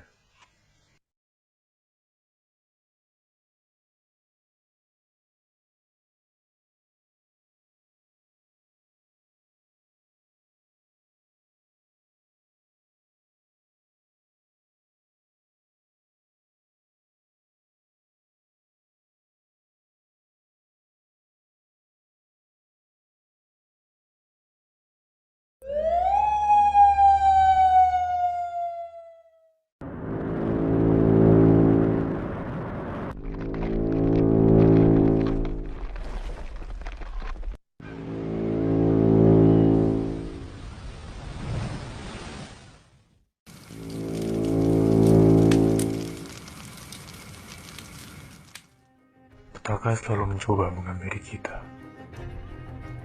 Namun, tak selalu dari kita siap menghadapinya.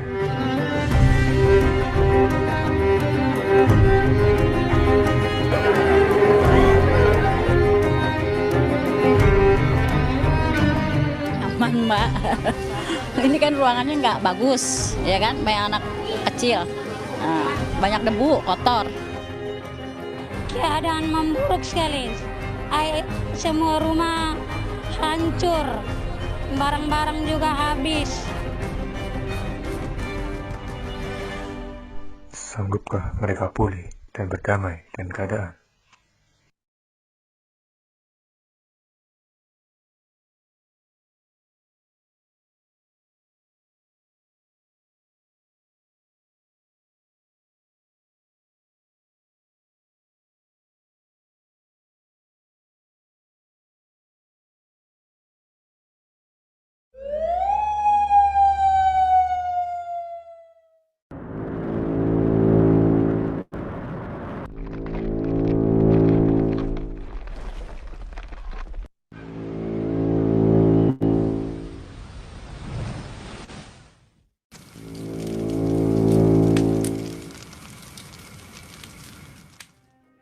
Petaka selalu mencoba menghampiri kita.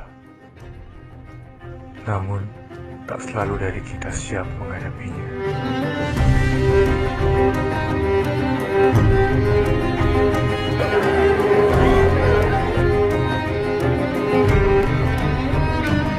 Aman, Mbak.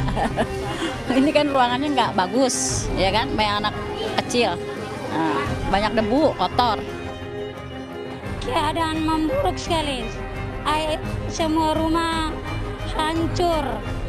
Barang-barang juga habis. Sanggupkah mereka pulih dan berdamai dengan keadaan?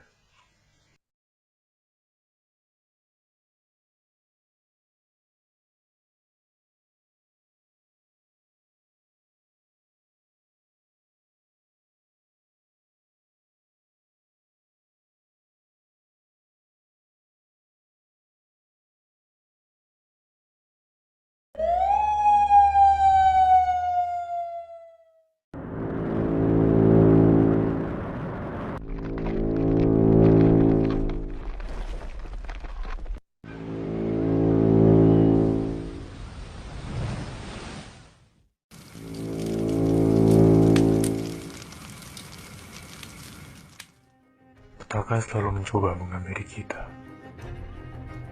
Namun, tak selalu dari kita siap menghadapinya.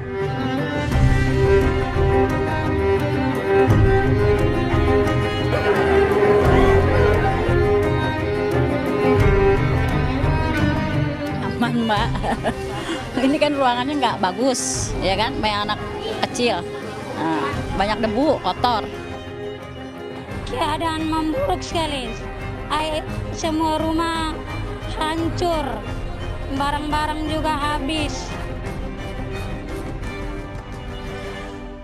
Sanggupkah mereka pulih dan berdamai dengan keadaan?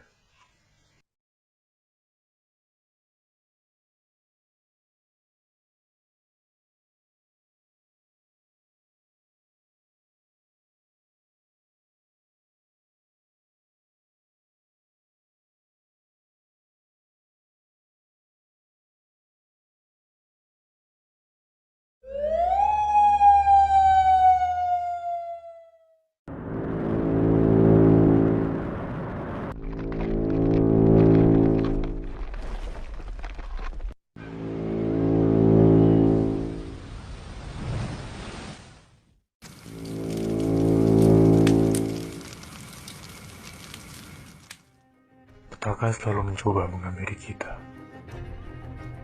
Namun, tak selalu dari kita siap menghadapinya.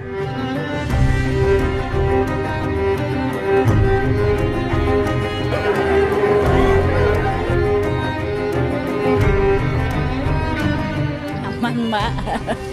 Ini kan ruangannya nggak bagus, ya kan? Kayak anak kecil. Nah, banyak debu, kotor. Keadaan memburuk sekali. Semua rumah hancur. Barang-barang juga habis. Sanggupkah mereka pulih dan berdamai dengan keadaan?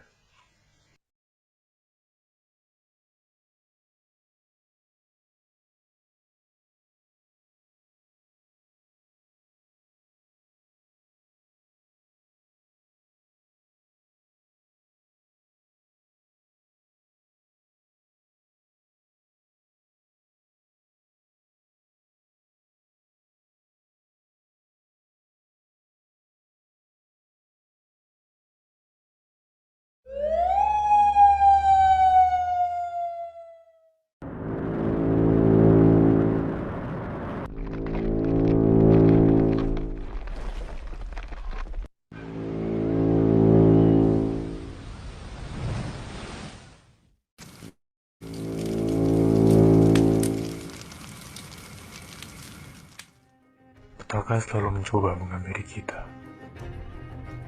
Namun, tak selalu dari kita siap menghadapinya.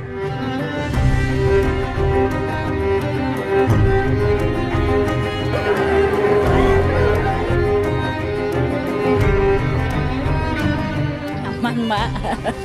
Ini kan ruangannya nggak bagus, ya kan? Kayak anak kecil. Nah, banyak debu, kotor. Keadaan memburuk sekali. Semua rumah hancur, barang-barang juga habis. Sanggupkah mereka pulih dan berdamai dengan keadaan?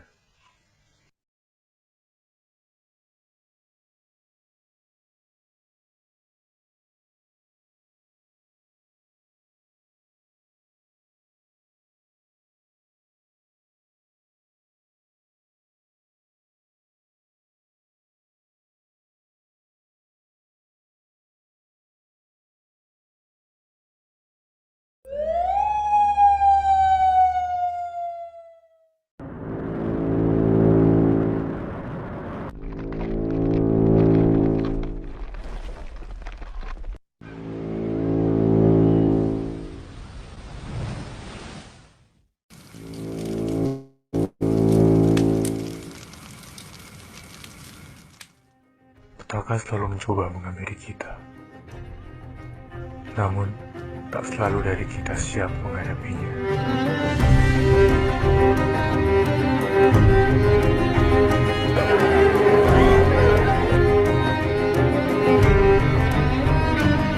Aman, Mbak. Ini kan ruangannya nggak bagus, ya kan? Kayak anak kecil. Nah, banyak debu, kotor. Keadaan memburuk sekali. Semua rumah hancur, barang-barang juga habis. Sanggupkah mereka pulih dan berdamai dengan keadaan?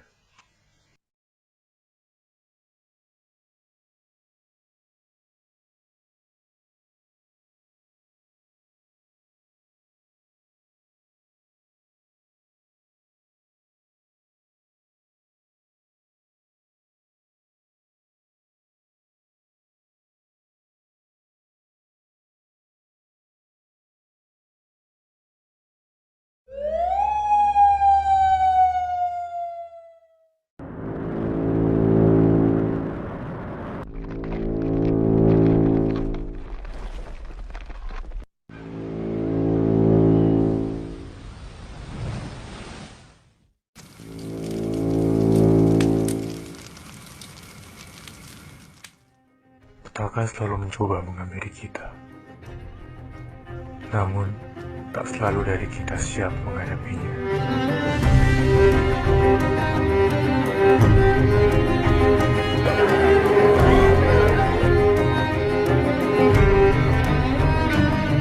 Aman, Mbak. Ini kan ruangannya nggak bagus, ya kan? Kayak anak kecil. Nah, banyak debu, kotor.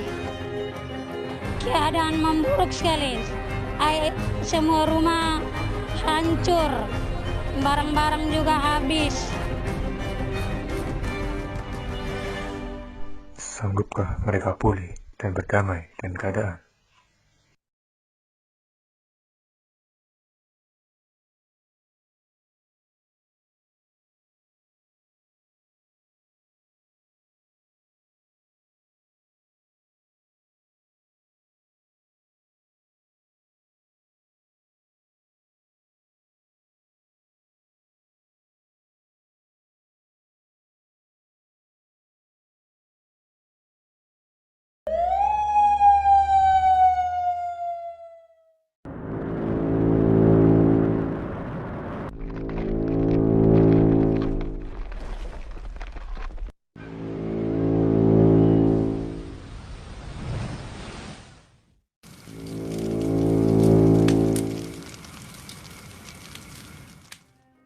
Petaka selalu mencoba menghampiri kita.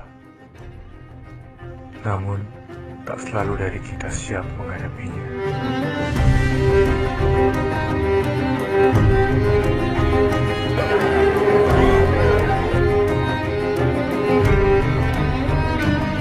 Aman, Mbak. Ini kan ruangannya nggak bagus, ya kan? Kayak anak kecil. Nah, banyak debu, kotor. Keadaan memburuk sekali. Semua rumah hancur, barang-barang juga habis. Sanggupkah mereka pulih dan berdamai dengan keadaan?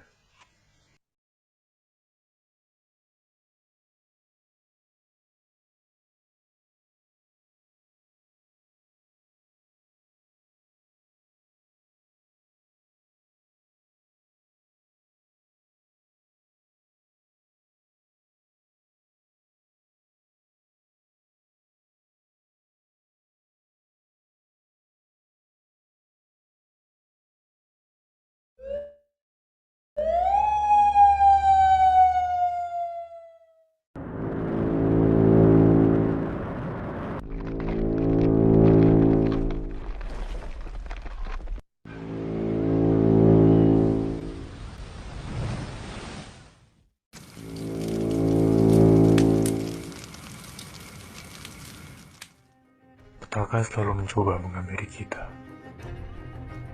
Namun, tak selalu dari kita siap menghadapinya.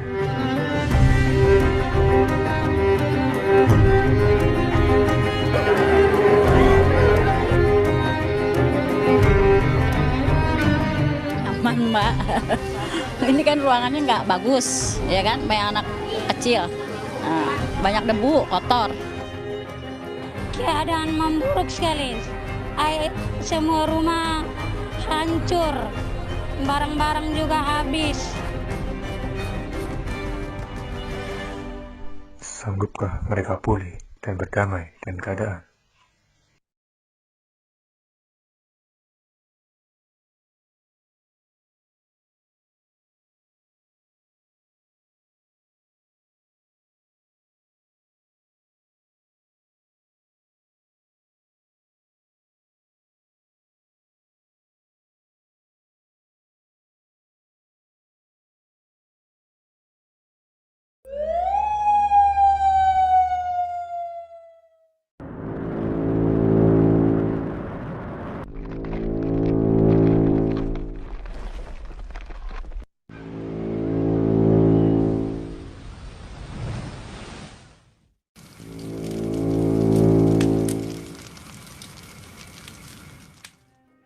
Petaka selalu mencoba menghampiri kita. Namun, tak selalu dari kita siap menghadapinya.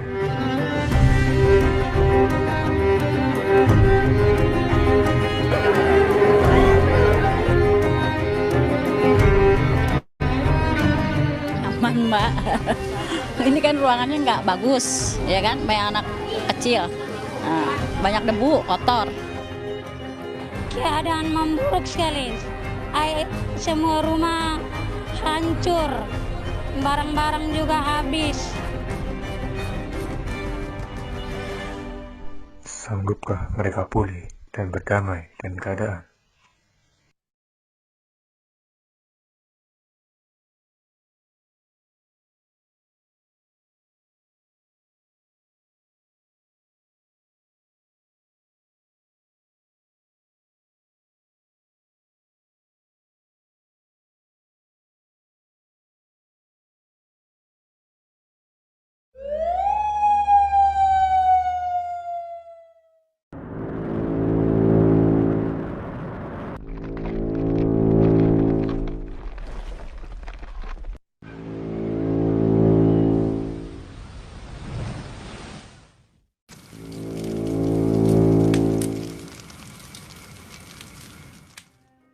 Petaka selalu mencoba menghampiri kita.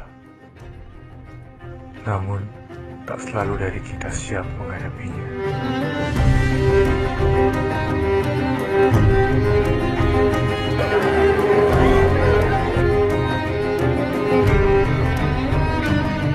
Aman, Mbak. Ini kan ruangannya nggak bagus, ya kan? Banyak anak kecil, banyak debu, kotor. Keadaan memburuk sekali.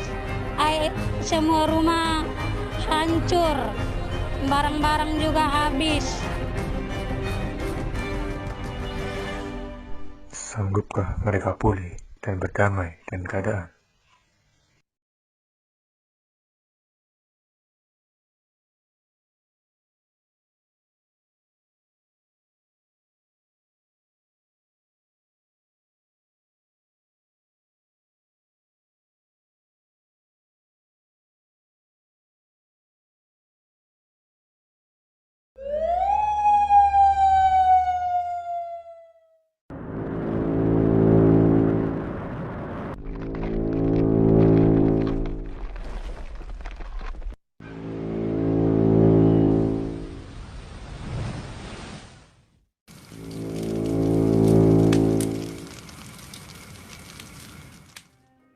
Petaka selalu mencoba menghampiri kita. Namun, tak selalu dari kita siap menghadapinya.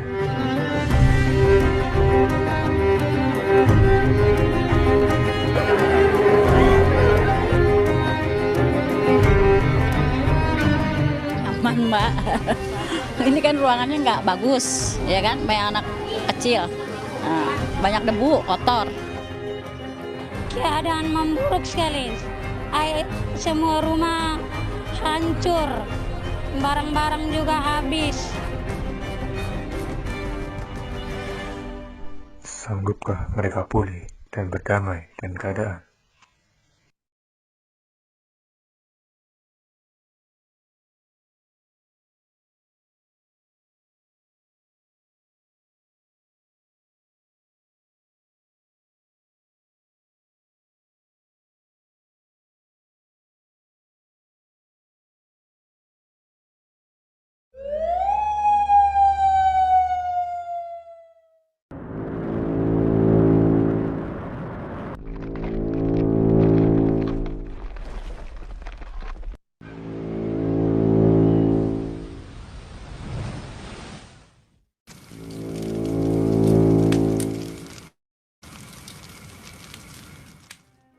Petaka selalu mencoba menghampiri kita. Namun, tak selalu dari kita siap menghadapinya.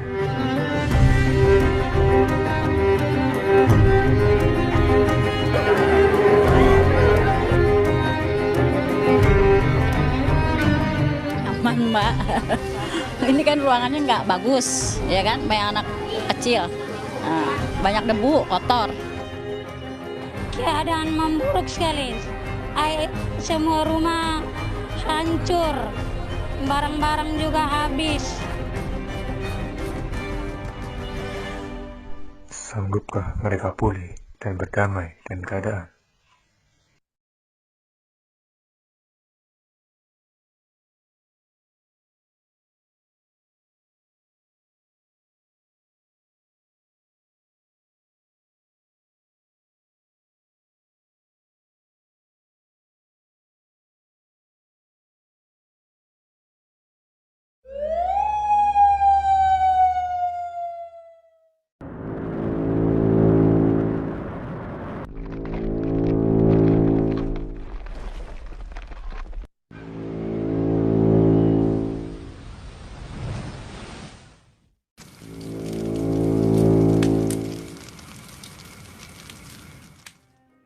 Petaka selalu mencoba menghampiri kita.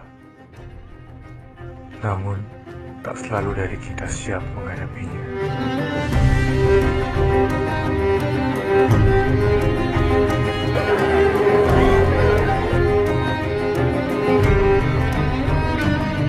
Aman, Mbak. Ini kan ruangannya nggak bagus, ya kan? Kayak anak kecil. Nah, banyak debu, kotor. Keadaan memburuk sekali. Semua rumah hancur, barang-barang juga habis. Sanggupkah mereka pulih dan berdamai dengan keadaan?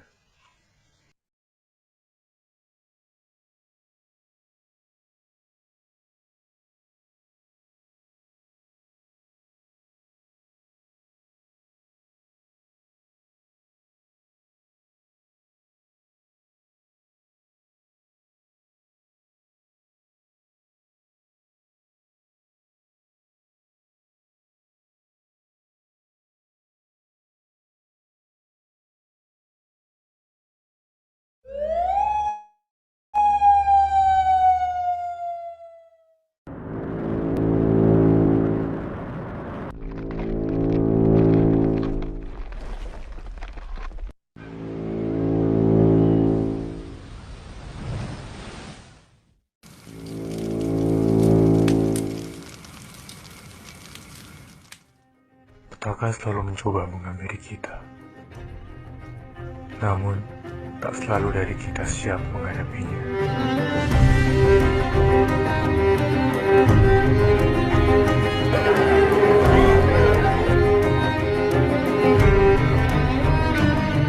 Aman, Mbak. Ini kan ruangannya nggak bagus, ya kan? Kayak anak kecil. Nah, banyak debu, kotor. Keadaan memburuk sekali.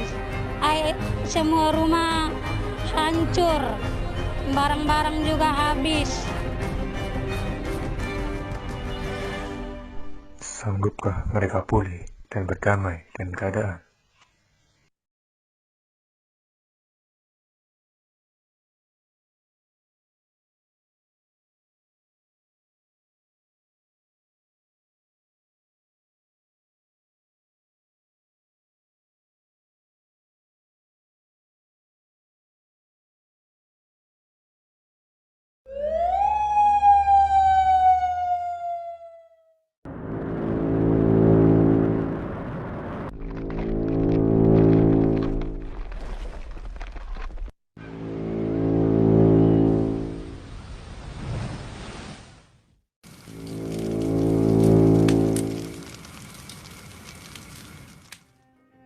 Petaka selalu mencoba menghampiri kita. Namun, tak selalu dari kita siap menghadapinya.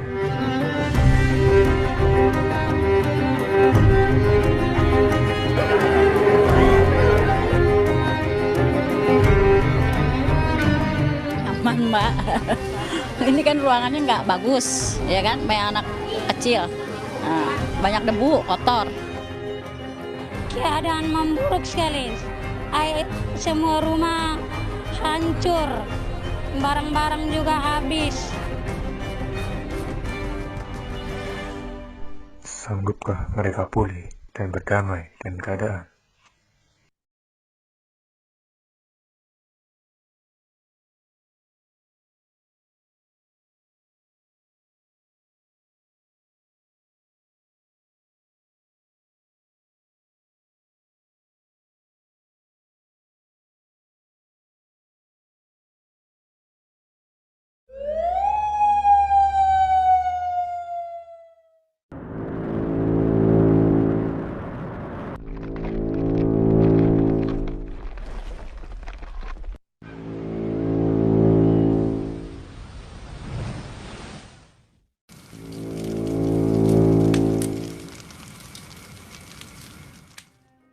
Petaka selalu mencoba menghampiri kita. Namun, tak selalu dari kita siap menghadapinya.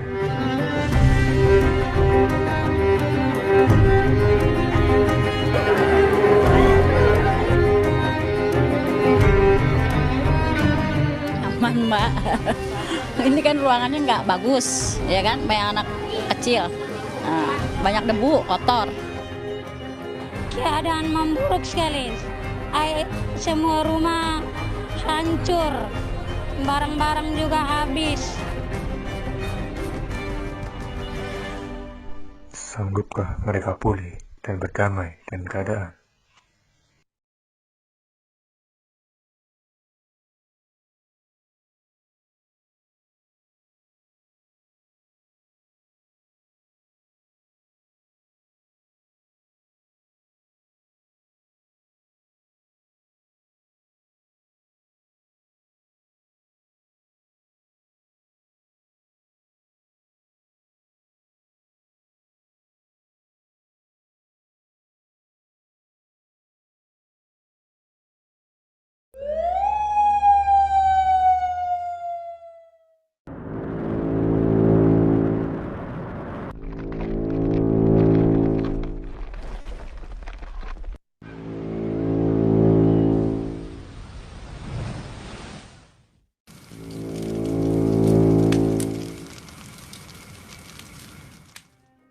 Petaka selalu mencoba menghampiri kita. Namun, tak selalu dari kita siap menghadapinya.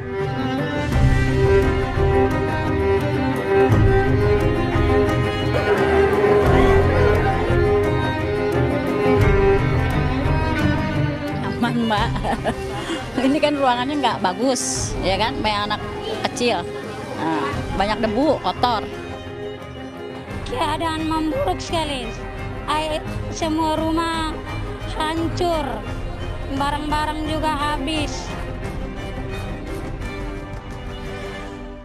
Sanggupkah mereka pulih dan berdamai dengan keadaan?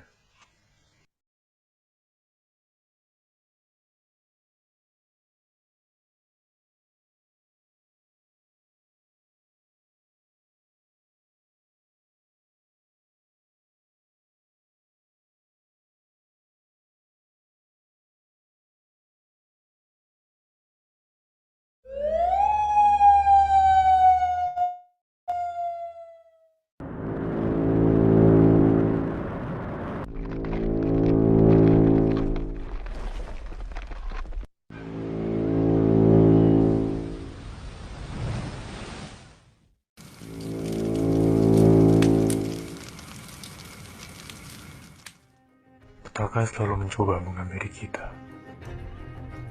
Namun, tak selalu dari kita siap menghadapinya.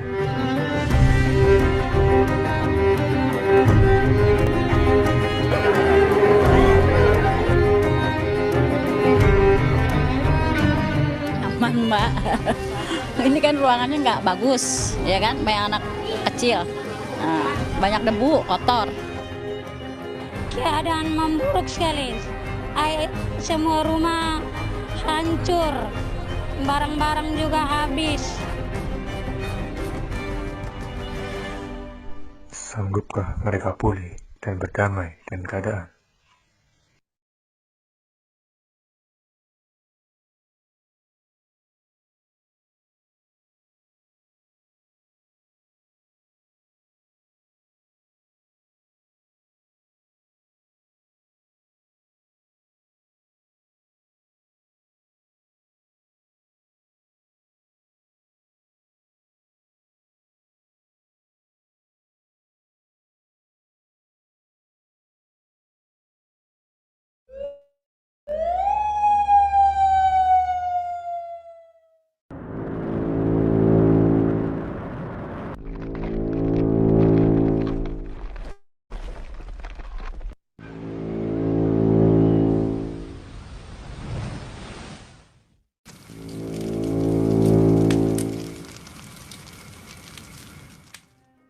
Petaka selalu mencoba menghampiri kita.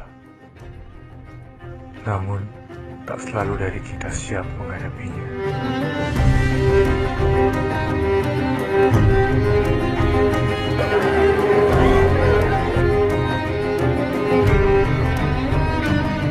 Aman, Mbak. Ini kan ruangannya nggak bagus, ya kan? Kayak anak kecil, nah, banyak debu, kotor.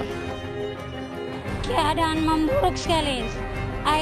Semua rumah hancur, barang-barang juga habis. Sanggupkah mereka pulih dan berdamai dengan keadaan?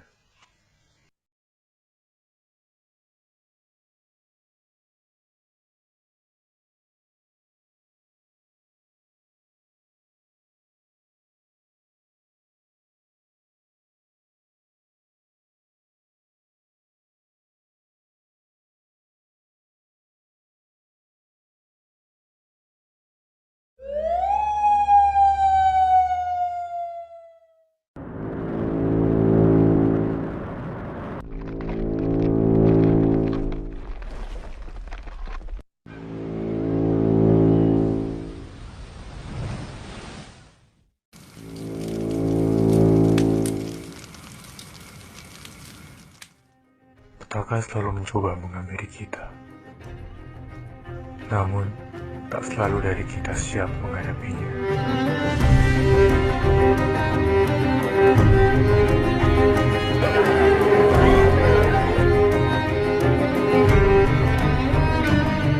Aman, Mbak. Ini kan ruangannya nggak bagus, ya kan? Kayak anak kecil, nah, banyak debu, kotor. Keadaan memburuk sekali. Semua rumah hancur, barang-barang juga habis. Sanggupkah mereka pulih dan berdamai dengan keadaan?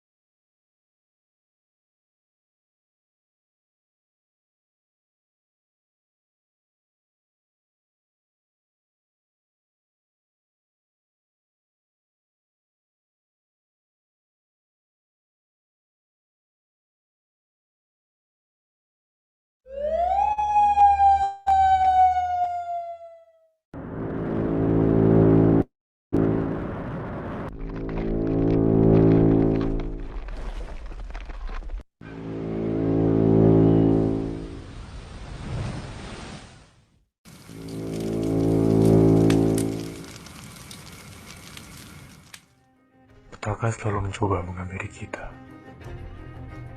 Namun, tak selalu dari kita siap menghadapinya.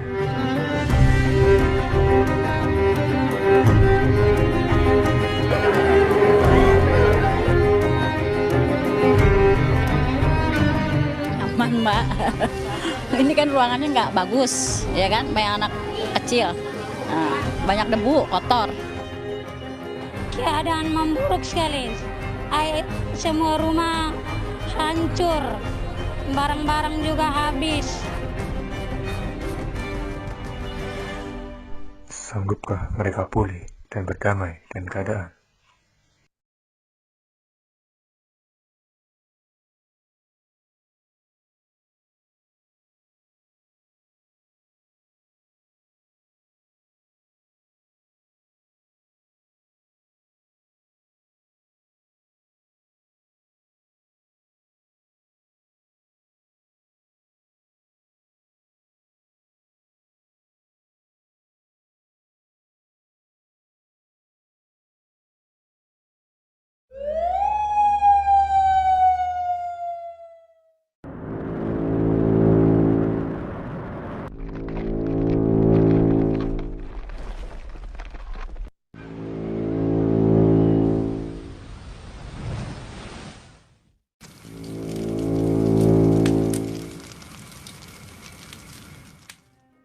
Petaka selalu mencoba menghampiri kita.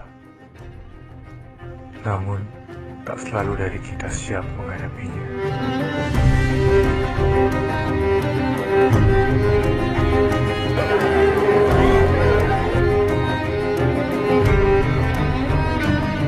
Aman, Mbak. Ini kan ruangannya nggak bagus, ya kan? Banyak anak kecil, banyak debu, kotor. Keadaan memburuk sekali. Semua rumah hancur, barang-barang juga habis. Sanggupkah mereka pulih dan berdamai dengan keadaan?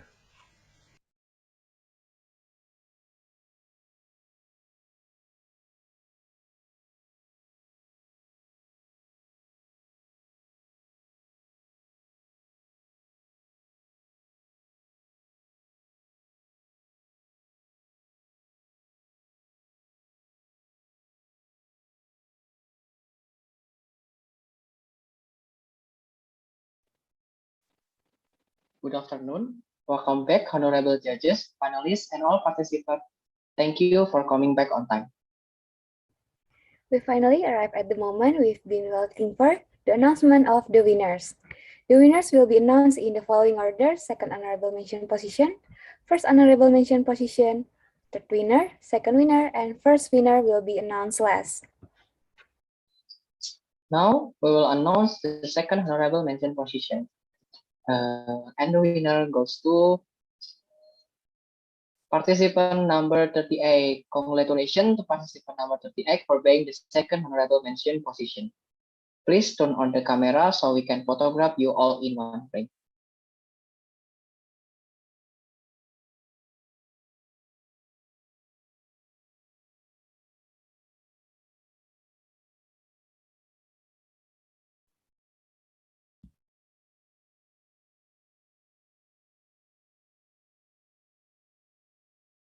Okay, where is another teammate? Is she already joined or not?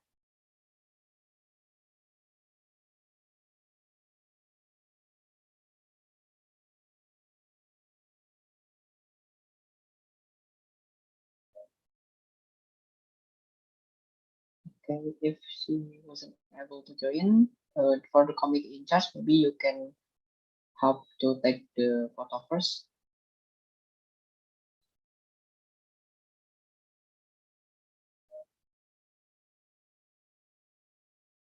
For the committee in charge, are you ready or done?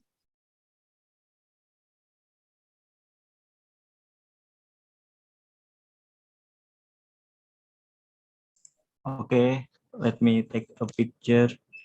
3, 2, 1. Okay, thank you. Okay, thank you for the committee. Now, Catherine, maybe you can continue to announce. Okay, now we will announce the first honorable mention position. And the winners goes to Antarima, participant number 46. Congratulations to participant number 46 for being the first honorable mention position. Please turn on the camera so we can photograph you all in one frame. To the committee in charge, maybe you can start take the photo. Okay, let me take a picture. 3, 2, 1. Okay, thank you. Okay, thank you, Waski. Back to Mas Abira. Okay, now we will announce the third winner. So it is, and the winner goes to participant number 28. Congratulations to participant number 28. Please turn on your camera so we can photograph you all in one frame.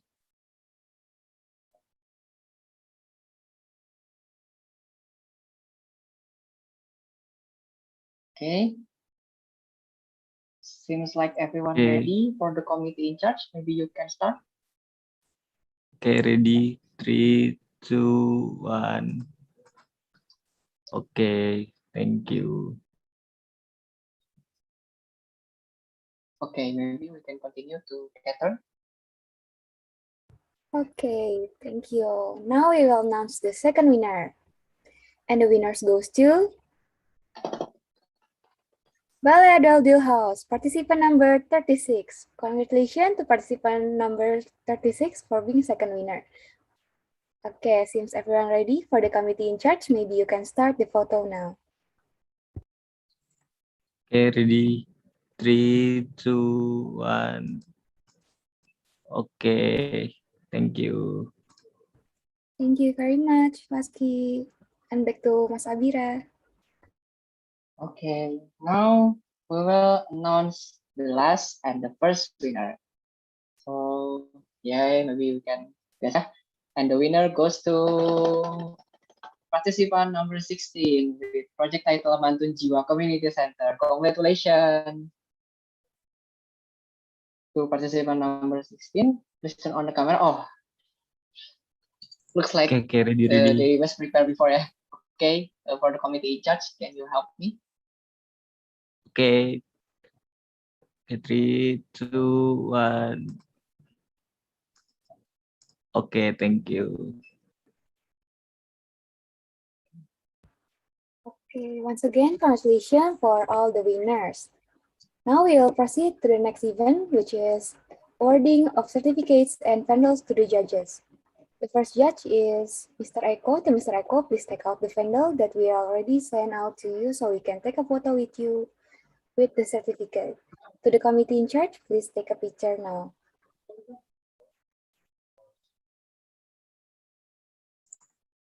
Okay, let me take a picture. 3, 2, 1.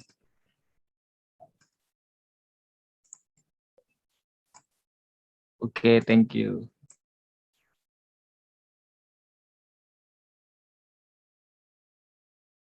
Okay, next judge is Dr. Lee. To Dr. Lee, please take out the pendant that we already sent to you, and we can take a photo with you with the certificate. To the committee in charge, please take the picture now.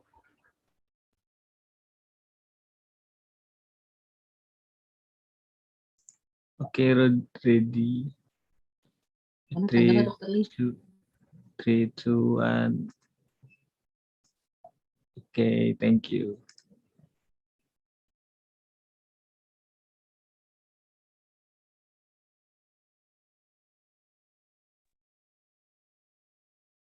The next judge is Dr. PC. To Dr. PC, please take out the pendant that we already sent out to you so we can take a photo with you and the certificate. To the committee in charge. Yeah, sorry for that because I'm now in campus and I didn't bring the plug. So can I just take the photos with this certificate? It's okay, it's okay. Committee, All right, sorry about that. It's okay, Dr. PC. Okay, 3, 2, 1. And okay, thank you. Thank you very much, committee. Thank you very much, Dr. PC. And next judge is Mr. Hakim. So Mr. Hakim, please take out the vendor that we already sent to you, so we can take a photo with you with the certificate. To the committee in charge, please have a please. Okay. 3, 2. Can you? The vandal is not. Nah. I think it's 3, because of the background. 2. Okay, thank you. Thank you, guys. Next judge. Okay, can continue. The next judge is Dr. Uri. Dr. Uri, please take out the vendor that we already sent out to you so we can take the photo, video, and the certificate.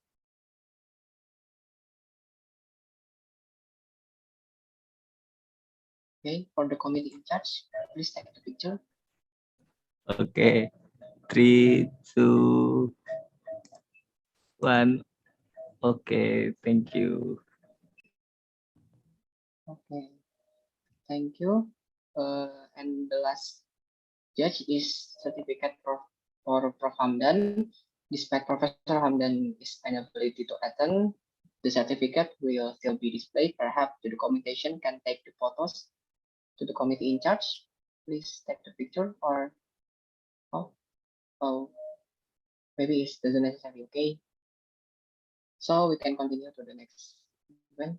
Or okay.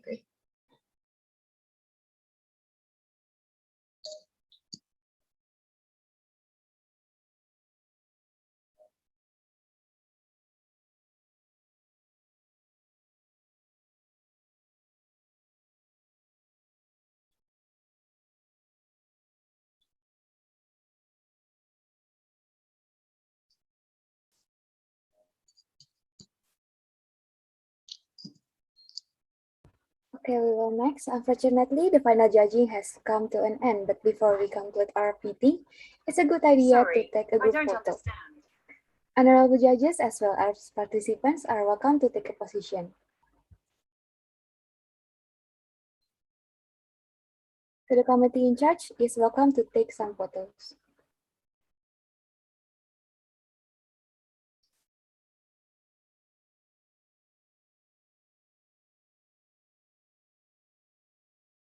Ruwaski, are you ready? Okay.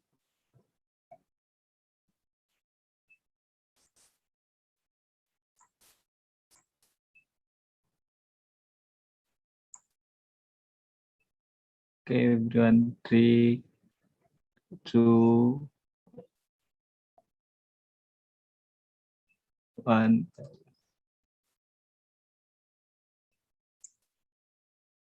Okay, 2, 3, 2, 1.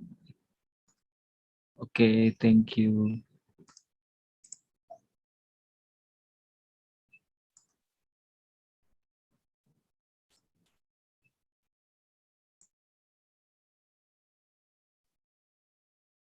Thank you, Waskito. Honorable judges and participants, that wraps up our meeting for today.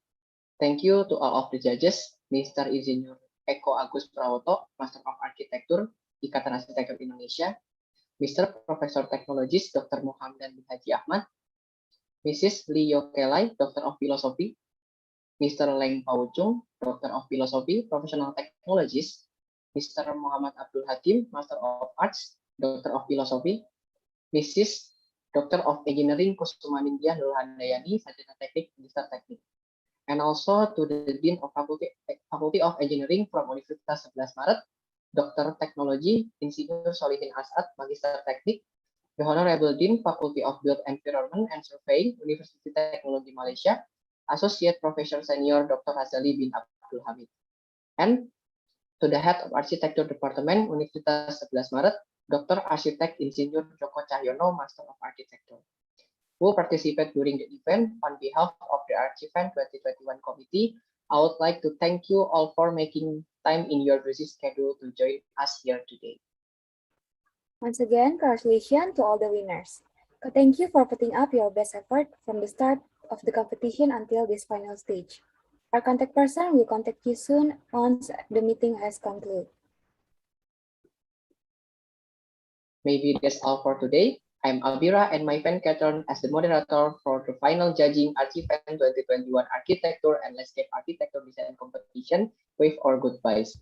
Thank you very much for your time. We'll see you guys on the next Archevent.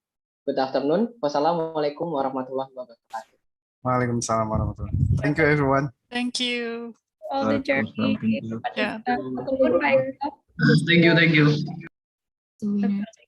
Congratulations, Unpar.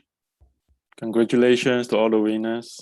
Thank you very much, committees and all the panels. Don't forget to come to our seminar volume 3 on November 13. Don't forget to come. Yeah, we still have one seminar with the speakers from UTM. Have a place to join and come. Thank you, everybody. Thank you, Dr. Ruli. Permission to leave. Bye-bye. Yeah, bye-bye. Have a nice day.